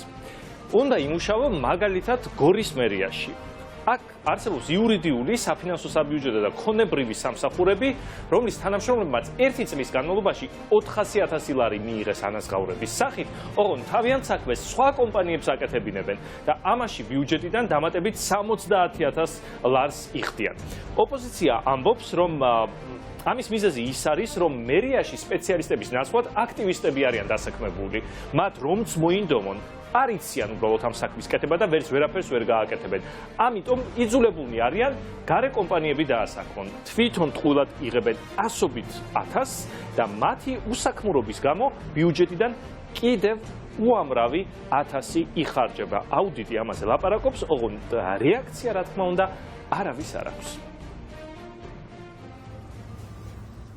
იმას ველოდებით, რომ ჭურჭელი რამე დარეცხოს ადამიანი და დასალევი ცხალი უნდა ზევით უბანიდან ავზიდოთ, რომ დავლიოთ. გზაც არ არის წესიერი. ეხლა მარშრუტკა შეიძლება ავიდეს, შეიძლება არა. მე ფეხითაც აციერული იქნება. ინვალიდიკაცი ვარ, ხედულობა ნაკლები მაქვს, არაფერი არ მაქვს, დიაბეტი მაქვს რამე. და ის სოციალურების სამართლის. დასალევი წყლის პრობლემა. სოფელ ხიდისაში. არ არის ნაგვისურნები. ანუ ხშირად მეწევს რომ გავივატარო დიდ მანძილზე რომ მაგუსურნაში ჩავარდო. გორის მაცხოვრებლებმა, რომელთაც ყოველდღიურად უამრავი პრობლემა აწუხებთ, ჯერ კიდევ არ იციან, რომ 2018 წელს ბიუჯეტიდან ადგილობრივმა ხელისუფლებამ 70,000 ლარი მათი საჭიროებების ნაცვლად არარაციონალურად გახარჯა. ეს აუდიტის დასკვნაში წერია და განმარტებულია, რომ მერიამ თავისი ფუნქცია არ შეასრულა და ის საქმე, რაც მათ მოვალეობაში შედიოდა, სხვა სამსახურს დაავალა და ამაში დამატებითი თანხა გადაიხადა. მუნიციპალიტეტს ყავს ტოტალურად დასაქმებული ისეთი ადამიანები, რომლებსაც არ გააჩნიათ შესაბამისი ცოდნა და კვალიფიკაცია, რათა შეასრულონ დაკისრებული ვალდებულება, ან არის ის, რომ ეზარებათ შეიძლება ამის გაკეთება და არასრულებენ და ამისთვის სხვას უხდიან ფულს და სხვას ქირაობენ. ორივე შემთხვევაში არის დაუშვებელი, ასე ვთქვათ, მსგავს რაღაცეებში საბიუჯეტო ხარჯების გაღება. ზოგადად გორის მერია არის საკმაოდ ისეთი პრობლემური მუნიციპალიტეტი, გამომდინარე იქიდან, რომ ხშირად არის შემჩნეული გარკვეული, ასე ვთქვათ, გადაცდომებში თუ გარკვეული კორუფციული რისკების შემცველ ქმედებებში, რაზეც ხშირად წერს ხოლმე მათ შორის აუდიტის სამსახური. აუდიტის დასკვნაში ბევრი სხვა საინტერესო დეტალის წერია, მაგალითად ის, რომ 2018 წელს საფინანსო საბიუჯეტო იურიდიული და ქონების მართვის სამსახურის 37-მა თანამშრომელმა ერთ წელიწადში 400,000 ლარი ხელფასის სახით აიღო იმისთვის, რომ თავისი ფუნქციების შესრულება საქართველოს ადგილობრივი თვითმმართველი ერთეულების ფინანსისტთა ასოციაციას, კავშირი საქართველოს ადგილობრივი თვითმმართველობა ეროვნულ ასოციაციას და ერთი კერძო პირისთვის დაევალებინა. მერიამ აუდიტს ვერ წარუდგინა დასკვნა, თუ რა შედეგი მოუტანა მუნიციპალიტეტს ასოციაციებთან თანამშრომლობა. მით უმეტეს, როდესაც გაწეული საქმიანობა მათ ფუნქციაში შედიოდა. ჩვენ ამის გარკვევას შევეცადეთ და გორში ჩავედით. საკრებულოს სხდომაზე მერიის იურიდიული სამსახურის წარმომადგენელს გიორგი ბატონისაშვილს შევხვდით. მან შეკითხვებზე პასუხი არ გაგვცა და მიზეზად პრეს სამსახურთან შეთანხმება მოიმიზეზა. რატომ შეასრულებინათ სამუშაოების სხვა ორგანიზაციას, როცა ელემენტარულად ეს თქვენ გევალებოდათ? აუდიტის დასკვნა გედავებათ ამაში, მე არაფერს არ გიმტკიცებთ, ბატონო გიორგი. გასაგები ახლა თქვენ იღებთ უკვე ინტერვიუს და მე გეუბნებით რომ ამის უფლება არ მაქვს ამ ეტაპზე. ძალიან მარტივი შეკითხვაა. მაინც თქვენ უნდა მისულობა აქვს მარტივი კითხვა თუ რთული კითხვა, ნებისმიერ შემთხვევაში ხო მაინც ინტერვიუა. გიორგი ბატონისაშვილი პრესამსახურს საკმაოდ დიდი ხნის განმავლობაში ესაუბრა.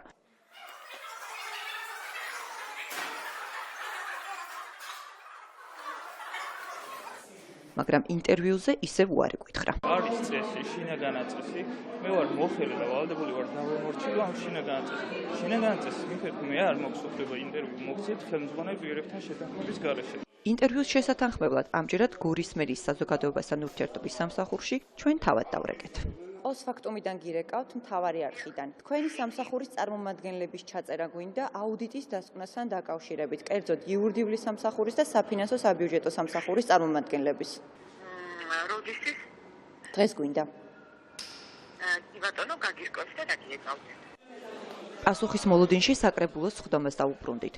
სხდომას პატრიოტთა ალიანსიდან საკრებულოს დეპუტატი თამარ კოდოშვილიც ესწრებოდა. როგორც გავარკვიეთ, ის სწორედ იმ ასოციაციის წევრია, რომელსაც გორის მერიამ ფული მხოლოდ იმიტომ გადაუხადა, რომ ის სამუშაო შეესრულებინა, რაც ისედაც მერიის თანამშრომლების ფუნქციაში შედიოდა. მეცადეთ გაგვერკვია კონკრეტულად, რა სიკეთები მოუტანა გორის მოსახლეობას დეპუტატის ასოციაციაში წევრობა. და როგორც აუდიტი ამბობს, ასოციაციისთვის გადახდილმა ფულმა. მიაკითხეთ მერიად.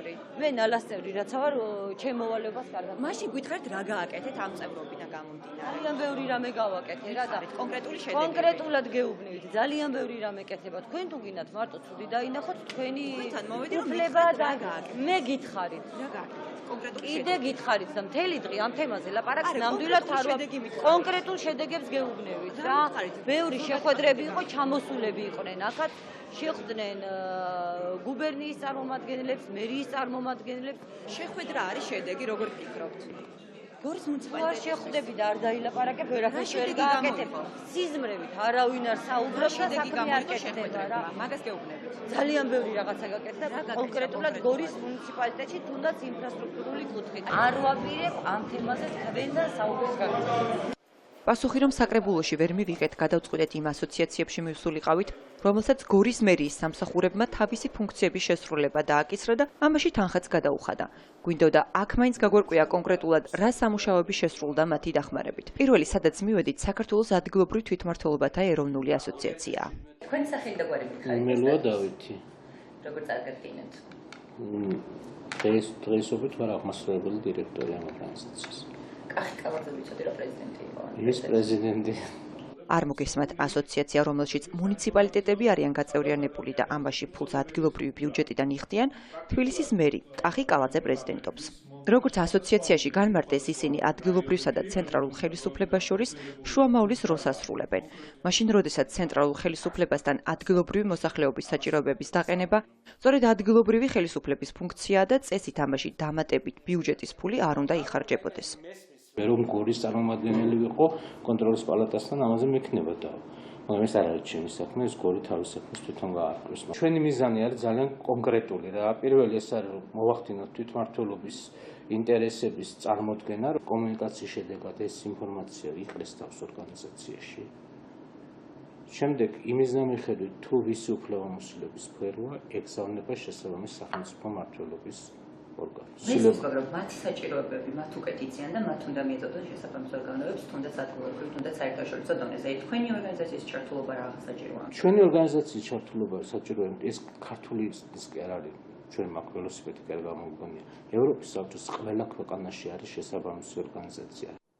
რასაც ბატონი დავითი ყვება, ნიშნავს იმას, რომ გორის ბიუჯეტიდან ფული იხარჯება ასოციაციისთვის, რომელიც იმ სამუშაოს ასრულებს, რაც ისედაც ადგილობრივი ხელისუფლების, მერიის და საკრებულოს ფუნქციაა. დავით მელოა პრობლემის გადაჭრას დეცენტრალიზაციაში ხედავს, მაგრამ რატო ვერ მოახერხეს ეს ასოციაციის არსებობიდან 13 წლის თავზე, ამაზე კონკრეტული პასუხი აქვს. ერთი უბედურება სჭირს ამ ქვეყანას პოლიტიკური პარტიებს სანამ ოპოზიციაში არიან, ყველას დეცენტრალიზაცია და ხელისუფლებაში რომ მოვა, შემდეგ მაინც არ გამოიდებენ თავს ხოლმე. კიდევ ერთი ასოციაცია, რომელსაც 40,000 ლარი მერიამ საკუთარი ფუნქციების შესრულებაში გადაუხადა, ფინანსის და გაერთიანება. 40,000 ლარი 2018 წელს გორის მუნიციპალიტეტის მოსახლეობამ დახარჯა ასოციაციაზე და რა ბენეფიტები მიიღო? მაგას გიხსნით. აი გადამზადება მაგალითად.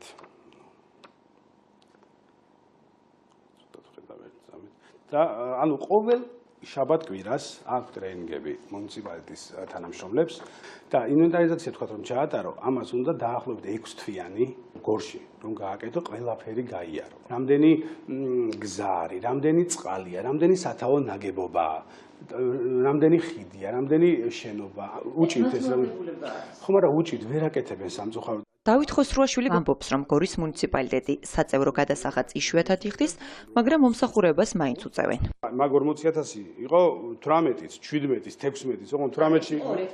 ვიცი და 17-ში არ გადავუხდია და მაგითო გეუბნები. ანუ არ გიხსენებთ, მაგრამ თქვენ მაინც ამსახურებთ. დიახ, 2007 წლიდან მოყოლებული. შემოსავლის საერთნოლი იყო, მაგრამ მაინც ვაკეთებთ ამ საქმეს. რა ინტერესი გაქვს? რა ის ქვეყნის სიყვარული მე თუ მკითხავ. სამშობლოს სიყვარული რომ ტრენინგების ჩატარებაში გამოიხატება, ამაში გორის მერიაშიც ჯიუტად გვარწმუნებენ.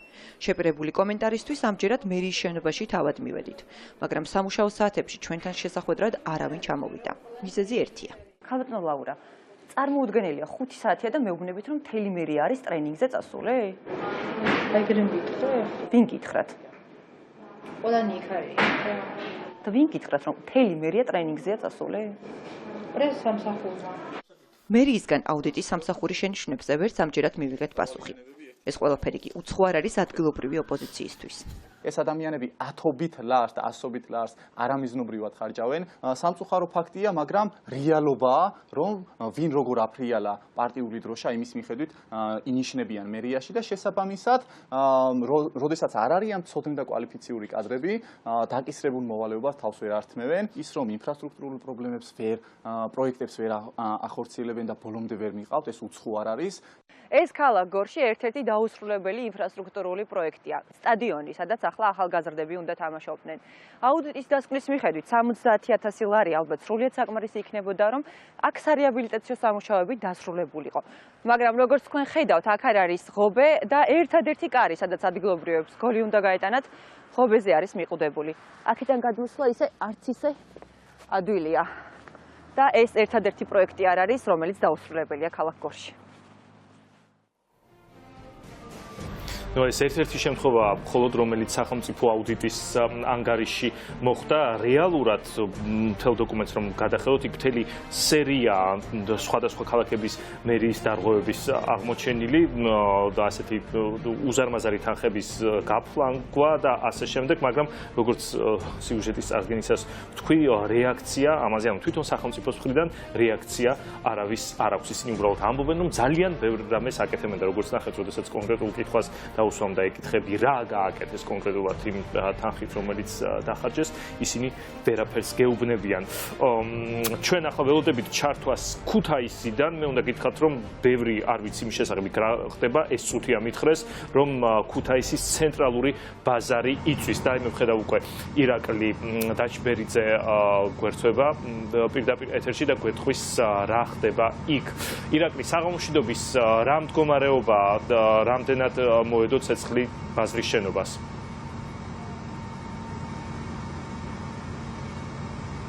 გიორგი, ქუთაისში ჭავჭავაძის გამზირზე ქალაქის მთავარი ბაზარი იწვის. აქ ადგილზე სამართალდამცველებს პერიმეტრი გადაკეტილია და აქ მხოლოდ სახანძრო სამაშველო ჯგუფები მუშაობენ. მე ოპერატორს ხომ კადრში გაჩვენონ თუ რა ვითარება და სურათი არის ამ დროისთვის ჭავჭავაძის გამზირზე, სადაც შეიძლება ითქვას, რომ რამდენიმე სახანძრო სამაშველო ჯგუფი და რამდენიმე ათეული სახანძრო მაშველი არის მობილიზებული. აქ არიან სამართალდამცველები, შეკრებილები, აქ იყოფებიან ადამიანები, რომლებიც შეიძლება დაზარალებულები იყვნენ, მათ არ უშვებენ სამართალდამცველები პერიმეტრზე, შესაბამისად უცნობია თუ რა ზარალი აქვს მიყენებული მათ. ოპერატორს ხომ კადრში გაჩვენოთ უშუალოდ ხანძრის ეპიცენტრი, სადაც ამ დროისთვის მეხანძრე მაშველები მუშაობენ. დაზარალებულები ბუნებრივია ცდილობენ ხანძრის ეპიცენტრში შესვლას, თუმცა ამის უფლებას მათ არ აძლევენ სამართალდამცველები. ჯერჯერობით ჩვენთვის უცნობია თუ რამდენი კვადრატი იწვის, აქ ოფიციალური კომენტარი არ გაუკეთებია იმერეთის საგანგებო სიტუაციების მართვის სამსახურს.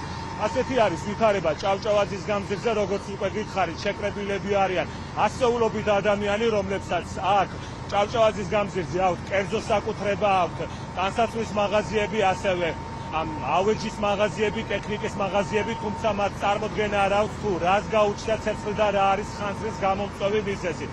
ირაკლი, დავინტერესდით აქვს თუ არა დაზღვეული მათ თავიანთი სავაჭრო ობიექტები, თუმცა ნაწილი მათგანი აცხადებს, რომ ობიექტები არის დაზღვეული, თუმცა უმრავლესობას აღნიშნულ პერიმეტრზე საკუთარი კერძო ობიექტები დაზღვეული არ აქვს. ასეთი არის ვითარება ჭავჭავაძის გამზირზე, სადაც ხანძარი რამდენიმე წუთი წინ გაჩნდა, თუმცა ის ელვისის სწრაფით გავრცელდა. ირაკლი, ეს მინდოდა მეკითხა ჩვენ და ერთ-ერთ კადრში დავინახეთ, აი შენი კამერიდან ეს არ ჩანს თქვათ ასე, მაგრამ კადრში დავინახეთ, რომ აი სახურავზე იყო დიდად ცეცხლი მოდებული ძალიან ახალი. სახანძრო სამაშველო ჯგუფების შესაბამისად სტუდიასთან ისმა მე არ მესმის, შემიძლია მხოლოდ გითხრათ ის, რომ სამართალდამცველები და სახანძრო სამაშველო ჯგუფები მუშაობენ იმისთვის, რომ ხანძრის დროული პირველ რიგში ლოკალიზება და ამის შემდეგ ხანძრის ლიკვიდაცია მოხდეს.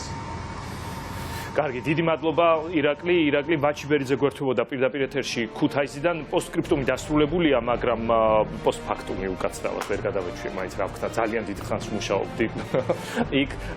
დასრულებულია პოსტფაქტუმი, მაგრამ მთავარი აქცენტები დაიწყება ახლა ნიკა გვარამიასთან ერთად და იმისთან მიხედვით თუ როგორ განვითარდება მოვლენები ქუთაისში, შეძლებენ თუ არა ხანძრის ლოკალიზებას ან საერთოდ ლიკვიდაციას მეხანძრები, ამისთან მიხედვით შეიძლება იქ გქონდეს პირდაპირი ჩართვა და გაიგებთ რა მდგომარეობაა ადგილზე. მეგებრში დოვებით მომდევნო კვირამდე.